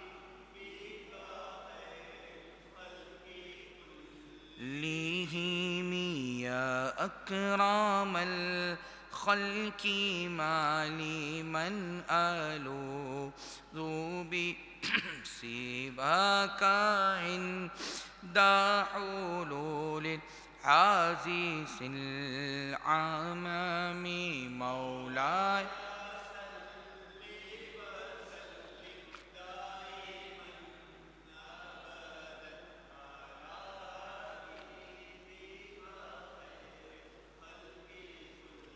لیہمی اللہم صلی وسلم وبارک علیہ. بسم اللہ الرحمن الرحیم. اللہ تبارک و تعالیٰ کے بابرکت نام سے شروع جو نہایت ہی مہربان اور رحم فرمانے والا ہے. وَإِذِ اسْتَسْقَىٰ مُوسَىٰ لِقَوْمِهِ اور جب موسیٰ نے اپنی قوم کے لیے پانی مانگا. فَقُلْنَا اضْرِبْ بِعَصَاكَ الْحَجَرَ تو ہم نے فرمایا کہ اس پتھر پر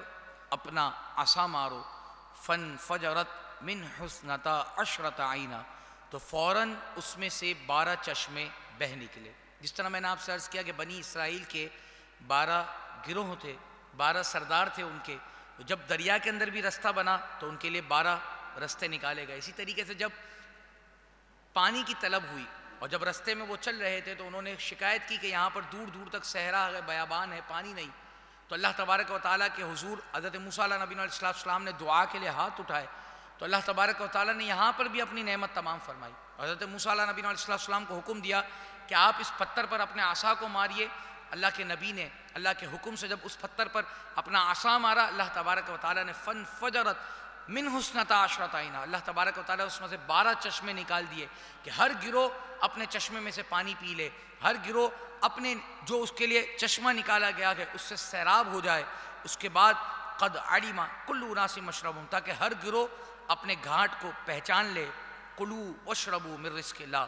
کھاؤ اور پیو اللہ کے دیے ہوئے رزق میں سے. ولا تعثوا فی الارض مفسدین اور زمین میں فساد کرنے والے نہ بنو, زمین میں فساد کرتے ہوئے نہ بنو اور زمین میں نہ فساد نہ پھیلاؤ. پھر اللہ تبارک و تعالیٰ نے ارشاد فرمایا وَإِذْ اور یاد کرو قلتم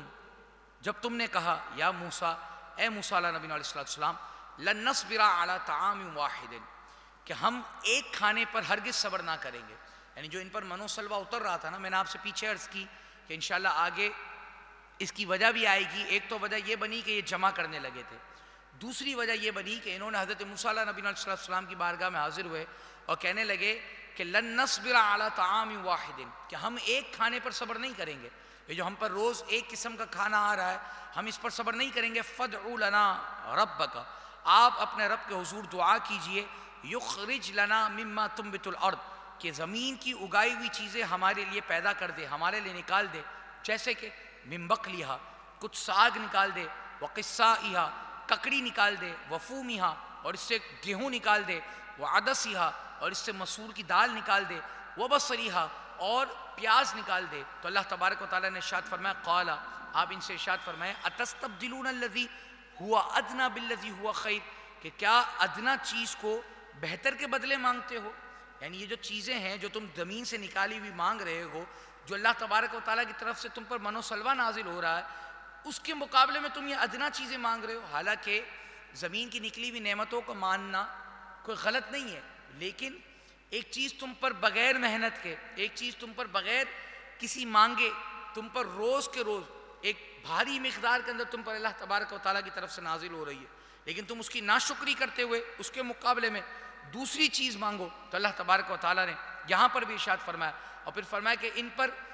یہ نعمت من و سلوہ کے نازل نہ ہونے کی وجہ یہ بھی تھی کہ انہوں نے اس کی بھی ناشکری کی، اور اللہ کے حضور یہ دعا کرنے لگے کہ اللہ ہم پر زمین سے ساگ نکال، ککڑی نکال، گیہوں نکال، مسور نکال، پیاز نکال. اللہ تبارک و تعالیٰ نے فرمایا اہبطوا مصرا، اچھا کسی اور شہر کی طرف اتر جاؤ، فإن لکم ما سألتم، تو تم جو مانگ رہے ہو اللہ تبارک و تعالیٰ تمہیں وہ عطا فرما دے گا. وضربت علیہم الذلۃ والمسکنہ، اور ان پر مقرر کر دی گئی خواری اور ناداری، کیونکہ خود یہ ایک اعلیٰ مقام پر فائز تھے لیکن خود خواری اور ذلت کی طرف اترے کہ اب خود کاشت کریں گے، خود محنت کریں گے، اور خود کاشت کر کر اپنے لیے کہہ لیجیے کہ اللہ تبارک و تعالیٰ کی وہ نعمتیں پھر جا کر حاصل کریں گے. تو فرمایا وضربت علیہم الذلۃ والمسکنہ، اور ان پر مقرر کر دی گئی خواری اور ناداری. وباء بغضب من اللہ، اور وہ لوگ خدا کے غضب کے اندر لوٹے. ذالک بانہم کانوا یکفرون بآیات اللہ، یہ بدلہ اس کا تھا کہ وہ اللہ کی آیتوں کا انکار کرتے تھے، اللہ کی آیتوں کو ماننے سے انکار کرتے تھے. وَيَقْتُلُونَ النَّبِيِّينَ بِغَيْرِ الْحَقِّ، اور وہ انبیاء کو ناحق شہید کرتے تھے. ذَلِكَ بِمَا عَصَوْا، یہ بدلہ تھا ان کی نافرمانیوں کا. وَكَانُوا يَعْتَدُونَ، اور حد سے زیادہ بڑھنے کا. یعنی اللہ تبارک و تعالیٰ نے ارشاد فرمایا یہ بدلہ ہے ان لوگوں کا، اس لیے کہ اس کی وجہ بھی بیان فرما دی کہ ایک تو یہ کہ ان پر جو نعمتیں ہم نے تمام کی، یہ ان نعمتوں کی قدر نہیں کیا کرتے تھے، یہ ان نعمتوں کا شکر نہیں ادا کیا کرتے تھے. اور دوسری بات کہ انہوں نے اللہ کی آیتوں کا کفر کیا، اللہ کی آیتوں کو انکار کیا. وَيَقْتُلُونَ النَّبِيِّينَ، اور اللہ کے نبیوں کو ناحق شہید کیا. اسی وجہ سے اللہ تبارک و تعالیٰ نے فرمایا کہ یہ بدلہ ہے ان کی نافرمانیوں کا اور حد سے بڑھنے کا. اللہ تبارک و تعالیٰ ہمیں اپنی نعمتوں کا شکر ادا کرنے، اور جو لوگ حد سے بھرے اللہ تبارک و تعالیٰ ان کی حد سے بڑھنے، اللہ تبارک و تعالیٰ ہمیں اپنی زبانوں کو، اپنے دلوں کو اور اپنی سوچوں کو حد سے بڑھنے سے محفوظ فرمائے، اور اپنی بارگاہ میں ہر وقت اپنے سر کو سجدہ ریز اور شکر کے ساتھ سجدہ ریز رکھنے کی توفیق عطا فرمائے. مل کر پڑھ لیجئے مولایا صلی وسلم ابدا علی حبیبک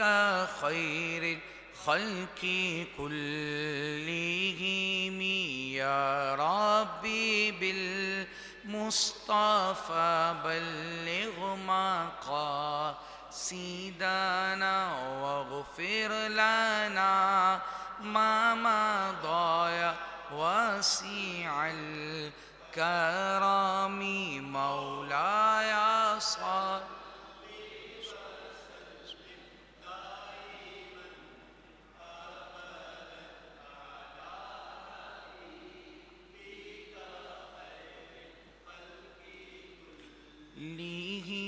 اللہم صلی وسلم وبارک علیہ.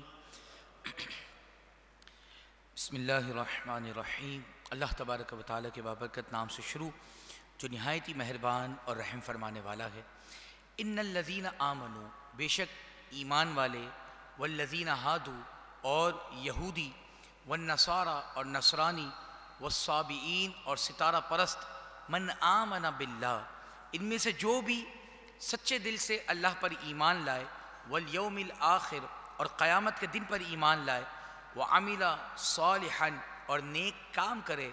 فلہم اجرہم عند ربہم، تو ان کا ثواب ان کے رب کے پاس ہے، ان کا اجر ان کے رب کے پاس ہے. ولا خوف علیہم، تو نہ ہی انہیں کوئی خوف ہوگا، ولا ہم یحزنون، اور نہ ہی وہ غمگین ہوں گے. یعنی اگر اللہ تبارک و تعالیٰ پر صدق دل کے ساتھ من آمن باللہ، جو کوئی بھی اللہ پر ایمان لائے، والیوم الآخر، اور قیامت کے دن پر ایمان لائے، اور اس کے بعد اللہ تبارک و تعالیٰ نے کیا شرط رکھی؟ وعمل صالحا، نیک اعمال کرے، نیک عمل کرے، فلہم اجرہم عند ربہم، تو ان کا اجر ان کے رب کے پاس ہے۔ اور پھر ایسے لوگوں کے متعلق اللہ تبارک و تعالیٰ نے ارشاد فرمایا ولا خوف علیہم، نہ تو ان پر کوئی خوف ہے، ولا ہم یحزنون، اور نہ ہی انہیں کوئی غم ہے۔ وَإِذْ أَخَذْنَا مِيثَاقَكُمْ، اور جب ہم نے تم سے، اور یاد کرو کہ جب ہم نے تم سے عہد لیا، وَرَفَعْنَا فَوْقَكُمُ الطُّورَ، اور تم پر طور کو اونچا کیا، خُذُوا مَا آتَيْنَاكُمْ، تو لو جو کچھ ہم تم کو دیتے ہیں، بِقُوَّةٍ، قوت کے ساتھ، وَاذْكُرُوا مَا فِيهِ لَعَلَّكُمْ تَتَّقُونَ، اور اس مضمون کو یاد کرو، یعنی جو اللہ تبارک و تعالیٰ نے تم پر معاملات دیے ہیں، جو تمہیں تورات دی ہے، اس پر عمل کرو، لعلکم تتقون، تاکہ تم پرہیزگاری اختیار کر سکو، تاکہ تم اس پر عمل کرتے ہوئے پرہیزگار بن سکو۔ اب کیا معاملہ ہے؟ فرمایا کہ وَإِذْ أَخَذْنَا مِيثَاقَكُمْ، اور جب ہم نے تم سے عہد لیا، وَرَفَعْنَا فَوْقَكُمُ الطُّورَ، اور تم پر طور کو بلند کر دیا گیا۔ جب بنی اسرائیل مسلسل اللہ تبارک و تعالیٰ کی نافرمانی کر رہے تھے، تو اللہ تبارک و تعالیٰ نے حضرت جبرائیل علیہ السلام کو حکم دیا، تو حضرت جبرائیل علیہ السلام نے ان پر طور پہاڑ کو بلند کر دیا، یعنی ان پر اوپر لے آیا گیا، طور پہاڑ ان کے اوپر لے آیا گیا، اور پھر فرمایا گیا کہ اب ان سے عہد لیا گیا کہ اب تم اللہ کی حکم مانو گے کہ نہیں، اب تم اللہ کی فرما برداری کرو گے کہ نہیں، جو تم پر تورات نازل کی گئی ہے اس پر عمل پیرا ہوگے کہ نہیں۔ تو انہوں نے خذوا ما آتیناکم، فرمایا لو جو کچھ ہم تم کو دیتے ہیں، بقوت، قوت کے ساتھ، زور کے ساتھ، یعنی زور و زبردستی ان پر یہ بات، ان سے عہد بھی لیا گیا، انہوں نے زور اور زبردستی کے ساتھ عہد دیا۔ اب یہاں پر فرمایا گیا کہ جو آج ہمارے یہاں پر بات کی جاتی ہے کہ دین میں زبردستی نہیں ہے، اکثر آپ نے یہ بات سنی ہوگی کہ اگر کسی سے بات کی جائے تو کہتا ہے دین میں کوئی زبردستی نہیں ہے، میں نے عمل کرنا ہوگا کروں گا، نہیں کرنا ہوگا نہیں کروں گا۔ فرمایا دین میں زبردستی جب تک نہیں ہے اگر وہ دائرے اسلام کے اندر داخل نہ ہوا ہو۔ یہ بات یاد رکھیے گا، بڑا نقطہ ہے اس کے اندر۔ اور آج ہماری جو قوم، اور آج جو ہماری کہہ لیجیے کہ حالت یہ جو ہوئی ہے نا، یہ اسی بنا پر ہوئی ہے کہ ہم نے دین کے معاملات کو بڑا ہلکے میں لے لیا ہے۔ ہم دینی معاملات کی کوئی پرائرٹی نہیں رکھتے، دنیاوی معاملات کی ہمارے نزدیک ہر طرح کی پرائرٹی ہے، لیکن دینی معاملات کے اندر ہم نے کسی چیز کی پرائرٹی نہیں رکھی۔ دین اسلام، یہ جو کہتے ہیں نا کہ دین میں جبر نہیں ہے، دین میں جبر کب نہیں ہے؟ اگر شخص دائرہ اسلام کے اندر داخل نہ ہوا۔ کسی شخص کو اسلام قبول کرنے کے لیے ہم جبر نہیں کر سکتے، یاد رکھیے گا کہ ہم اس سے جبراً دین اسلام قبول کروائیں، یہ اسلام کے لاز کے خلاف ہے، یہ اسلام کے قانون کے خلاف۔ لیکن اگر کوئی شخص دین اسلام میں داخل ہو گیا ہے تو اب جو اس پر شریعت لاگو ہوتی ہے نا، وہ شریعت اس کو زبردستی بھی لاگو کروائی جائے گی۔ یہ جو آج ہمارے یہاں پر یہ کہہ کر نکال دیا جاتا ہے نا کہ یار دین اسلام میں جبر نہیں ہے، اسلام میں تنگی نہیں ہے، اسلام زبردستی کا دین نہیں ہے، تو اسلام زبردستی کا دین اس وقت نہیں ہے جب تم دائرہ اسلام کے اندر داخل نہیں ہوئے۔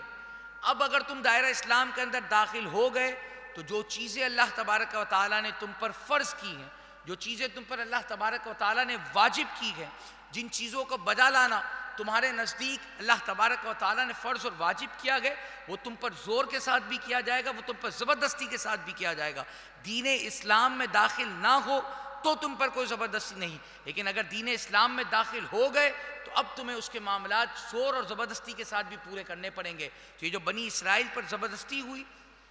اور بنی اسرائیل پر جو یہ زور ہوا، یہ اس لیے ہوا کہ وہ دائرہ اسلام کے اندر داخل ہو چکے تھے، وہ اللہ پر ایمان لاتے تھے، ان پر تورات ان کے کہنے کے مطابق نازل کی گئی، انہوں نے خود مانگی تھی تورات مفصل طور پر، اور پھر اس کے حکم بجا نہیں لا رہے تھے۔ تو اب فرمایا کہ وَإِذْ أَخَذْنَا مِيثَاقَكُمْ، اور یاد کرو جب ہم نے ان سے عہد لیا، وَرَفَعْنَا فَوْقَكُمُ الطُّورَ، اور ان پر طور کو بلند کر دیا گیا، اور پھر فرمایا خُذُوا مَا آتَيْنَاكُمْ، لو جو ہم تم کو دیتے ہیں، بِقُوَّةٍ، قوت کے ساتھ اور زور کے ساتھ، وَاذْكُرُوا مَا فِيهِ لَعَلَّكُمْ تَتَّقُونَ، اور اس کے جتنے بھی مضمون ہیں، اس کے جتنی بھی باتیں ہیں، ان کو یاد کرو، لَعَلَّكُمْ تَتَّقُونَ، تاکہ تم پرہیزگاری اختیار کر سکو۔ ثُمَّ تَوَلَّيْتُم مِّن بَعْدِ ذَلِكَ، پھر اس کے بعد تم اس کے بعد پھر گئے، اس کے بعد بھی تم پھر گئے، اس کے بعد بھی تم نے روگردانی کی۔ فَلَوْلَا فَضْلُ اللَّهِ عَلَيْكُمْ وَرَحْمَتُهُ، تو اگر اللہ کا فضل اور اس کی رحمت تم پر نہ ہوتی لکنتم من الخاسرین، تو ضرور بھی ضرور تم خسارہ اٹھانے والوں میں سے ہوتے۔ یعنی اگر اللہ کا فضل اور حضرت ہارون علیہ نبی علیہ السلام، حضرت موسیٰ علیہ نبی علیہ السلام کی دعائیں اگر تمہارے حق میں نہ ہوتی تو ضرور بھی ضرور اللہ تبارک و تعالیٰ تمہیں تباہ و برباد فرما دیتا، لکنتم من الخاسرین، اور تم خسارہ کرنے والوں میں سے ہوتے۔ وَلَقَدْ عَلِمْتُمُ الَّذِينَ اعْتَدَوْا مِنْكُمْ فِي السَّبْتِ، اور بے شک ضرور تمہیں معلوم ہے ان کے بارے میں کہ جنہوں نے ہفتے کے دن سرکشی کی، ہفتے کے دن کے بارے میں سرکشی کی۔ فَقُلْنَا لَهُمْ، تو ہم نے ان سے فرمایا كُونُوا قِرَدَةً خَاسِئِينَ، کہ دھتکارے ہوئے بندر ہو جاؤ اور بندروں کی شکل میں اختیار کر جاؤ۔ یہ بنی اسرائیلی تھے، لیکن حضرت داؤد علیہ نبی علیہ السلام کی قوم سے پہلے تھے۔ اللہ تبارک و تعالیٰ نے ان کے لیے ہفتے کے دن شکار کو منع فرمایا تھا۔ یہ مچھلی، یہ سمندر کنارے رہتے تھے اور دریا کنارے رہتے تھے، تو یہ مچھلی کا شکار کیا کرتے تھے۔ تو بنی اسرائیلیوں کا اللہ تبارک و تعالیٰ نے آزمائش کے اندر مبتلا کیا اور فرمایا کہ ہفتے کے دن تم نے شکار نہیں کرنا، باقی جتنے دن ہیں تم نے وہ شکار کرنا ہے، لیکن ہفتے کے دن تم نے شکار نہیں کرنا۔ اب ان کی جب آزمائش ہوئی تو ہوتا کیا تھا کہ بقیہ دنوں میں مچھلیاں آتی تھی لیکن ذرا کم آتی تھی، لیکن ہفتے کے دن جب وہ اپنے گھروں میں بیٹھ کر کناروں پر بیٹھ کر دیکھتے تو مچھلیوں کی ایک بڑی تعداد ان کے سامنے نظر آ رہی ہوتی، یعنی ایسا ہوتا کہ ہاتھ بھرا اور مچھلی تمہارے ہاتھ میں آ جائے، اتنا شکار موجود ہوتا تھا، یعنی ان کا دل للچایا۔ تو اب انہوں نے کیا کیا، شیطان نے ان کے دل کے اندر ایک ہیلا ڈالا، انہوں نے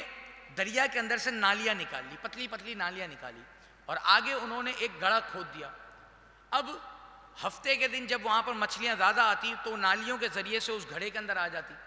وہ گھڑے کے اندر آ جاتی، جب وہ گھڑا بھر جاتا تو وہ اس نالی کے سوراخ کو بند کر دیا کرتے تھے تاکہ وہ مچھلی دوبارہ سمندر کے اندر نہ چلی جائے، اور پھر ہفتے کا دن گزر جانے کے بعد اس گھڑے کے اندر سے اتوار کے دن وہ شکار کر لیا کرتے تھے۔ تو ان کے ذہن کے اندر یہ کہتے تھے کہ ہم نے یہ ہفتے کو تو شکار نہیں کیا، ہم نے تو یہ اتوار کے دن شکار کیا ہے، حالانکہ جو نالی بنانا، نالی کے اندر بنا کر اس نالی کو بند کرنا، یہ بھی ایک طریقے سے شکار کے اندر شمار ہوتا ہے۔ تو انہوں نے یہ اپنی طرف سے ایک ہیلا بنایا۔ مفسرین نے لکھا کہ 70 سال یا 40 سال تک وہ اسی طریقے سے اللہ تبارک و تعالیٰ کی نافرمانی کرتے رہے اور اسی طریقے سے شکار کرتے رہے۔ پھر حضرت داؤد علیہ نبی علیہ السلام نے انہیں اس بات سے منع فرمایا کہ یہ چیز نہ کرو، یہ اللہ تبارک و تعالیٰ کی نافرمانی ہے، اللہ نے تمہیں ہفتے کے دن شکار کا منع کیا کہ تم ہفتے کے دن شکار کر رہے۔ انہوں نے کہا ہم کہاں شکار کرتے ہیں، ہم تو اتوار کے دن شکار کرتے ہیں اور جمعے کے دن شکار کرتے ہیں، ہفتے کو تو ہم شکار کرتے نہیں۔ جب یہ اپنی ہٹ درمی پر قائم رہے تو اللہ تبارک و تعالیٰ نے اس پوری کی پوری بستی کو بندر کی شکل کے اندر فرما دیا، اور اللہ تبارک و تعالیٰ نے 3 دن کے اندر تمام کی تمام بستی کو تباہ و برباد فرما دیا۔ اور یہاں پر مفسرین نے لکھا کہ یہاں پر 3 گروہ تھے، ایک تو وہ کہ جو شکار کر رہے تھے، ایک وہ جو نہ شکار کر رہے تھے لیکن اس کو دل میں برا بھی نہیں جانتے تھے، یعنی نہ 3 میں تھے نہ 13 میں تھے، نہ شکار کر رہے تھے نہ ہی برا مانتے تھے، اور ایک وہ تھے کہ جو نہ تو شکار کرتے تھے اور اس کو برا بھی مانتے تھے۔ تو اللہ تبارک و تعالیٰ نے اس گروہ کو تو نجات عطا فرمائی کہ جو نہ شکار کر رہا تھا بلکہ اس چیز کو برا بھی مان رہا تھا، لیکن یہ جو 2 گروہ تھے نا کہ جو نہ تو برائی سے روک رہے تھے اور نہ اس کو برا جان رہے تھے، اور دوسرا وہ کہ جو برائی کر ہی رہے تھے، اس برائی کے اندر مبتلا تھے، اللہ تبارک و تعالیٰ نے ان دونوں گروہوں کو تباہ و برباد فرما دیا۔ اور بعض روایت کے مطابق ان میں جو جوان تھے اللہ تبارک و تعالیٰ نے ان کو بندروں کی شکل کے اندر مسخ کر دیا، اور جو ان میں بھورے تھے اللہ تبارک و تعالیٰ نے نعوذ باللہ من ذالک ان کو خنزیروں کی شکل کے اندر مسخ کر دیا۔ اور یہ پوری کی پوری بستی، کہتے ہیں بعض روایت کے مطابق 70,000 افراد اس کے اندر موجود تھے، یہ پوری کی پوری بستی 3 دن کے اندر ہلاک و برباد ہو گئی۔ ان کو عقل بھی اللہ نے دی ہوئی تھی، ان کو جب مسخ کیا گیا اللہ نے ان کو عقل دی ہوئی تھی، ان کو ایک دوسرے کی پہچان موجود تھی، لیکن اللہ تبارک و تعالیٰ نے ان کی گویائی قوت جو تھی، جو قوت گویائی تھی اللہ تبارک و تعالیٰ نے وہ ان سے سلب کر لی اور انہیں تباہ و برباد کر دیا۔ اور پھر اللہ تبارک و تعالیٰ نے ارشاد فرمایا فَجَعَلْنَاهَا نَكَالًا لِمَا بَيْنَ يَدَيْهَا وَمَا خَلْفَهَا، تو ہم نے اس بستی کا یہ واقعہ اس کے آگے اور اس کے پیچھے والوں کے لیے وَمَا خَلْفَهَا، اور جو اس کے پیچھے والے ہیں ان کے لیے عبرت کر دیا، وَمَوْعِظَةً لِّلْمُتَّقِينَ، اور یہ اس لیے تاکہ پرہیزگاروں کے لیے نصیحت ہو اور پرہیزگار اس سے نصیحت پکڑیں اور ہماری نافرمانی کبھی بھی نہ کریں اور ہمیشہ ہمارے حضور اللہ تبارک و تعالیٰ کے حضور فرما برداری کے ساتھ قائم رہیں۔ وَإِذْ قَالَ مُوسیٰ، اور یاد کرو کہ جب موسیٰ نے اپنی قوم سے فرمایا ان اللہ یأمرکم ان تذبحوا بقرہ، کہ اللہ تبارک و تعالیٰ تمہیں حکم دیتا ہے کہ تم ایک گائے ذبح کرو۔ قالوا اتتخذون حضوا، بولے کیا آپ ہمارے ساتھ مذاق کرتے ہیں؟ قال اعوذ باللہ، فرمایا اللہ کی پناہ، ان اکون من الجاہلین، کیا میں جاہلوں میں سے ہوں جو میں تم سے مذاق کروں گا؟ واقعہ کچھ اس طرح ہوا کہ بنی اسرائیل کے اندر ایک مالدار شخص تھا، اس کا قتل کر دیا گیا، اور اس کا قتل اس کے اپنے عزیز نے کیا، اور اس نے قتل کرنے کے بعد اس کی لاش کو برابر والے قبیلے کے اندر پھینک دیا تاکہ الزام اس قبیلے کے اوپر آ جائے۔ اور اس نے کیا کیا کہ وہ اب خون بہا مانگنے لگا کہ مجھے خون بہا دیا جائے، مجھے اس چیز کا خون بہا دیا جائے کہ ان لوگوں نے میرے عزیز کو قتل کر دیا ہے اور میں اس کی جائیداد کا بھی حق، اب میں حقدار بن گیا اور مجھے اس کا خون بہا بھی دیا جائے۔ تو بنی اسرائیلیوں نے حضرت موسیٰ علیہ نبی علیہ السلام کی بارگاہ میں عرض کی کہ آپ اللہ کی بارگاہ میں یہ دعا کریں تاکہ یہ قتل کا جو معاملہ ہے کہ کس نے قتل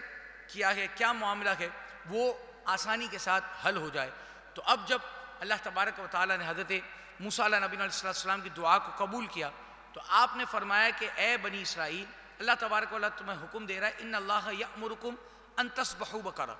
کہ ایک گائے ذبح کر دو۔ سیدھی سی بات، سمپل سا ایک تمہیں ایک وہ دیا گیا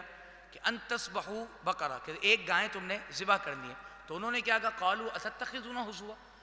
کیا آپ ہمارے ساتھ مذاق کر رہے ہیں کہ اللہ نے یہ حکم دیا ہے کہ ہم گائے ذبح کریں؟ تو اللہ کے محبوب حضرت موسیٰ علیہ نبی علیہ السلام نے ارشاد فرمایا قال اعوذ باللہ، کہ اللہ کی پناہ، ان اکون من الجاہلین، کہ میں جاہلوں میں سے ہوں اگر میں تمہارے ساتھ ایسی کوئی مذاق کی بات کروں۔ قالوا ادع لنا ربک یبین لنا ما ہی، تو بولے آپ اپنے رب سے دعا کیجئے کہ وہ ہمیں بتا دے کہ وہ گائیں کیسی ہو۔ قال انه يقول انها بقرۃ لا فارض ولا بکر، کہا اللہ تبارک و تعالیٰ ارشاد فرماتا ہے کہ وہ ایک ایسی گائے ہو نہ تو بھوری ہو اور نہ ہی بالکل بچی ہو، بلکہ ایک جوان گائے ہو۔ پھر فرمایا عوان بین ذالک، بلکہ ان دونوں کے درمیان ہو، نہ تو بھوری اور نہ بالکل بچی، عوان بین ذالک، ان دونوں کے درمیان ہو۔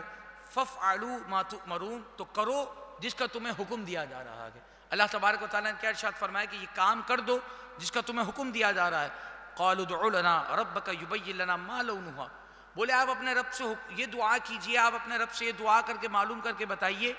ما لونها، کہ اس کا رنگ کیسا ہونا چاہیے۔ دراصل بنی اسرائیل کو یہ کام کرنا نہیں تھا، وہ ہیلے بہانے تراش رہے تھے، وہ سوال پہ سوال کر رہے تھے تاکہ ہم سوال پہ سوال کریں، حضرت موسیٰ علیہ نبی علیہ السلام اس سے عاجز آ جائیں اور ہمیں یہ کام نہ کرنا پڑے۔ تو انہوں نے کہا کہ آپ اپنے رب سے دعا کیجئے ما لونها، اس کا رنگ کیسا ہونا چاہیے۔ فرمایا قال انه يقول انها بقرۃ،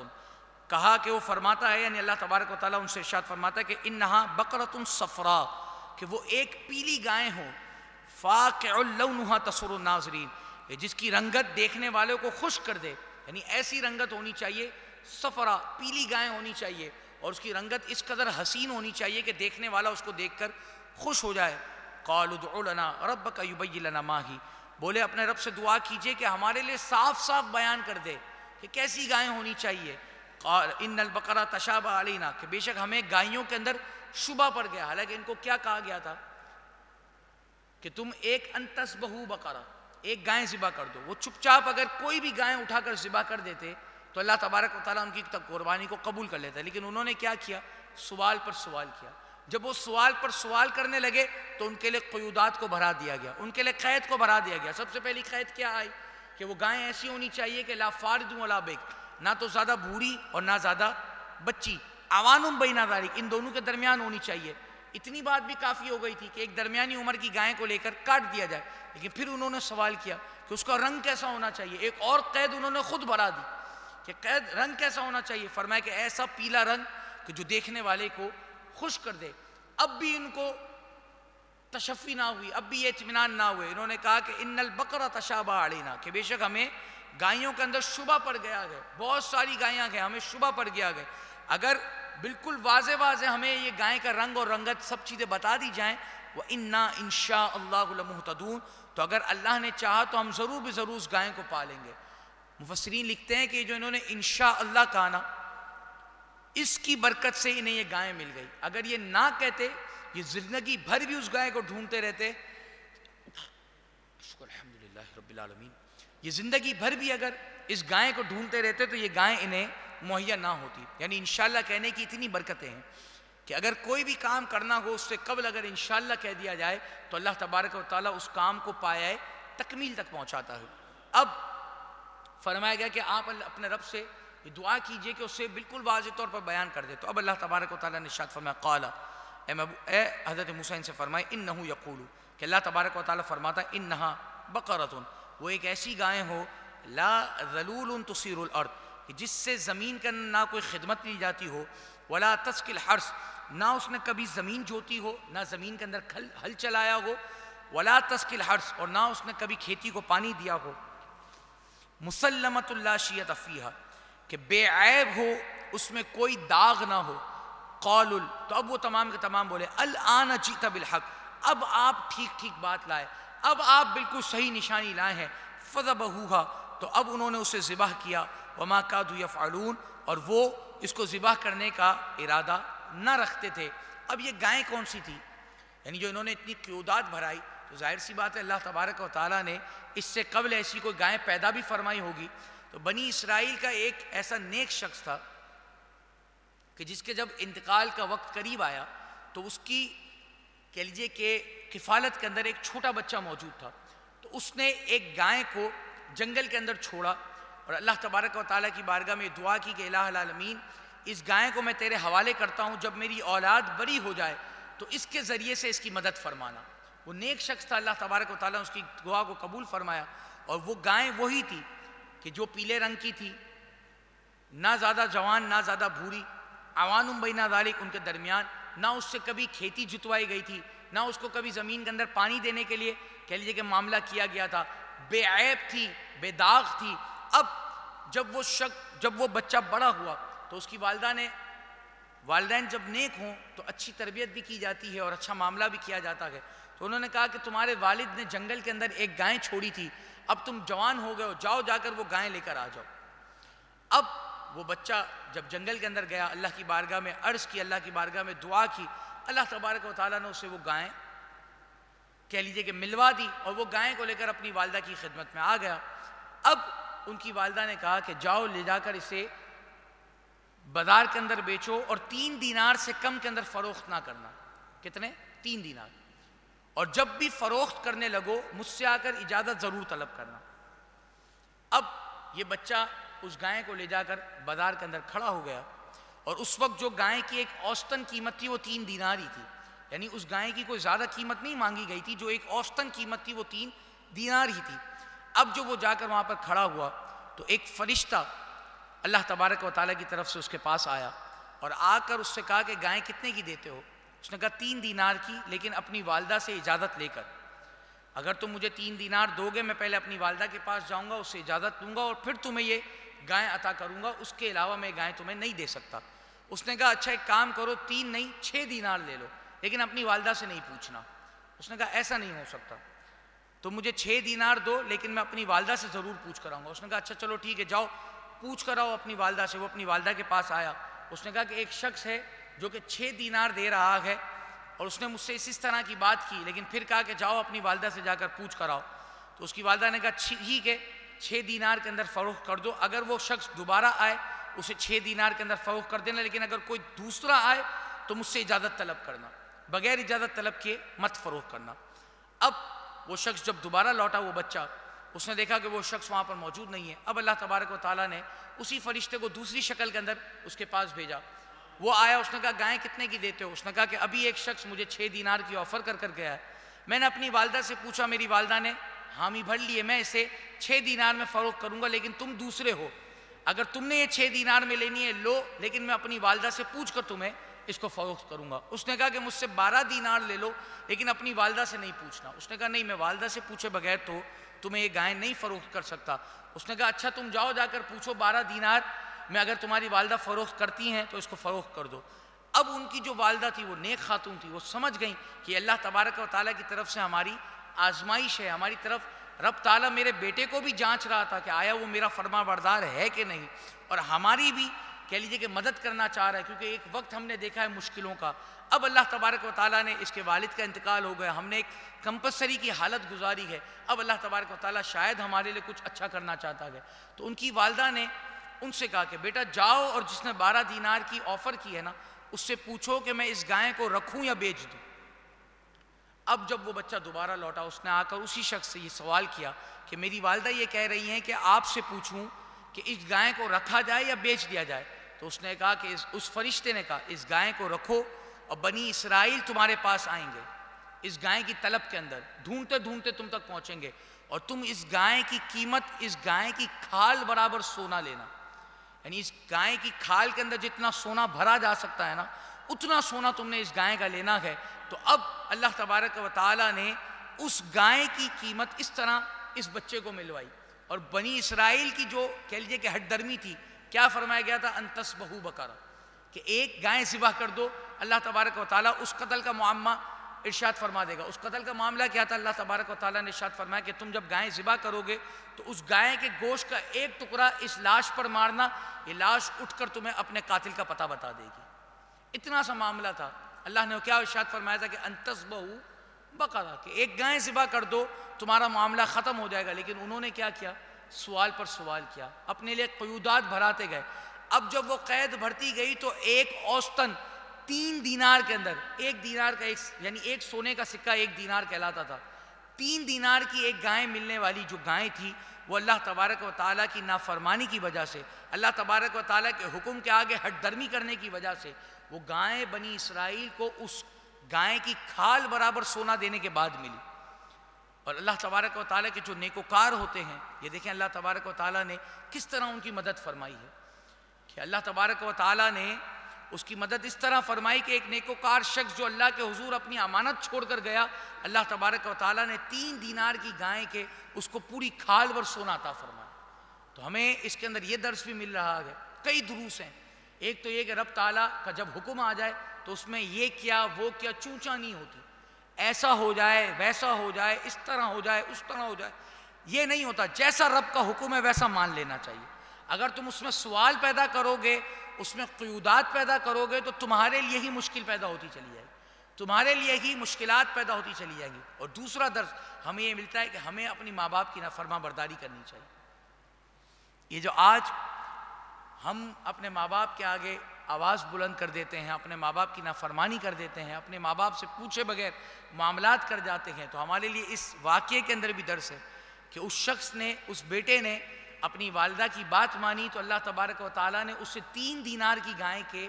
کئی 100 گنا زیادہ عطا فرمایا. اگر دیکھا جائے تو اس نے تو 3 دینار میں فروخت کرنی تھی، لیکن اپنی والدہ کی جب اس نے بات مانی، اپنی والدہ کی فرما برداری کی، تو اللہ تبارک و تعالیٰ نے اسے کس قدر بلند مرتبہ عطا فرمایا، کس قدر بھر کر عطا فرمایا. اور پھر جب وہ گائے انہوں نے ذبح کی، فذبحوها، جب انہوں نے اس گائے کو ذبح کیا تو فرمایا اللہ تبارک و تعالیٰ نے وما کادوا یفعلون، تو اسی طریقے سے انہوں نے ذبح کرتے، یہ معلوم نہ ہوتے تھے، یعنی ان کا ارادہ نہ تھا، لیکن جب ان پر ہر چیز بالکل واضح ہو گئی تو انہوں نے اس گائے کو ذبح کیا. اور اس گائے کو ذبح کرنے کے بعد جب اس گائے کا ٹکڑا اس قاتل پر مارا، اس مقتول پر مارا، تو وہ مقتول زندہ ہو گیا. اور زندہ ہو کر اس نے بتایا کہ مجھے میرے عزیز نے ہی قتل کیا گیا، اور میرے عزیز نے مجھے اس وجہ سے قتل کیا تاکہ میرے مال و دولت کو ہڑپ لے، میرے مال و دولت پر اپنا قبضہ کر لے. تو اللہ تبارک و تعالیٰ نے اس طرح حضرت موسیٰ علیہ نبی علیہ السلام کی قوم کو اور بنی اسرائیل کو اس گائے کی آزمائش کے اندر مبتلا کیا. اور ایک بچے کا اور ایک کہہ لیجئے کہ جو نیک شخص تھا اس کے گھر کے معاملات کو بھی اسی گائے کے ساتھ کس طرح اللہ تبارک و تعالیٰ نے بہتر فرمائے. یہ تمام چیزیں اس واقعے کے اندر ہمیں ملی. تو اللہ تبارک و تعالیٰ ہمارے لیے بھی رزق کی آسانیاں پیدا فرمائے. رزق کی جو تنگی ہے جن اگر ہمارے درمیان موجود ہے تو اللہ تبارک و تعالیٰ اسے ان آیات کے صدقے سے، کلام مجید فرقان حمید کے صدقے سے دور فرمائے. اور اللہ تبارک و تعالیٰ کلام مجید فرقان حمید کے نور سے ہمارے قلوب اور اذہان کو منور فرمائے. وآخر دعوانا ان الحمدللہ رب العالمین. ایک مرتبہ سورہ فاتحہ اور 3 مرتبہ سورہ اخلاص کی تلاوت فرما لیجیے.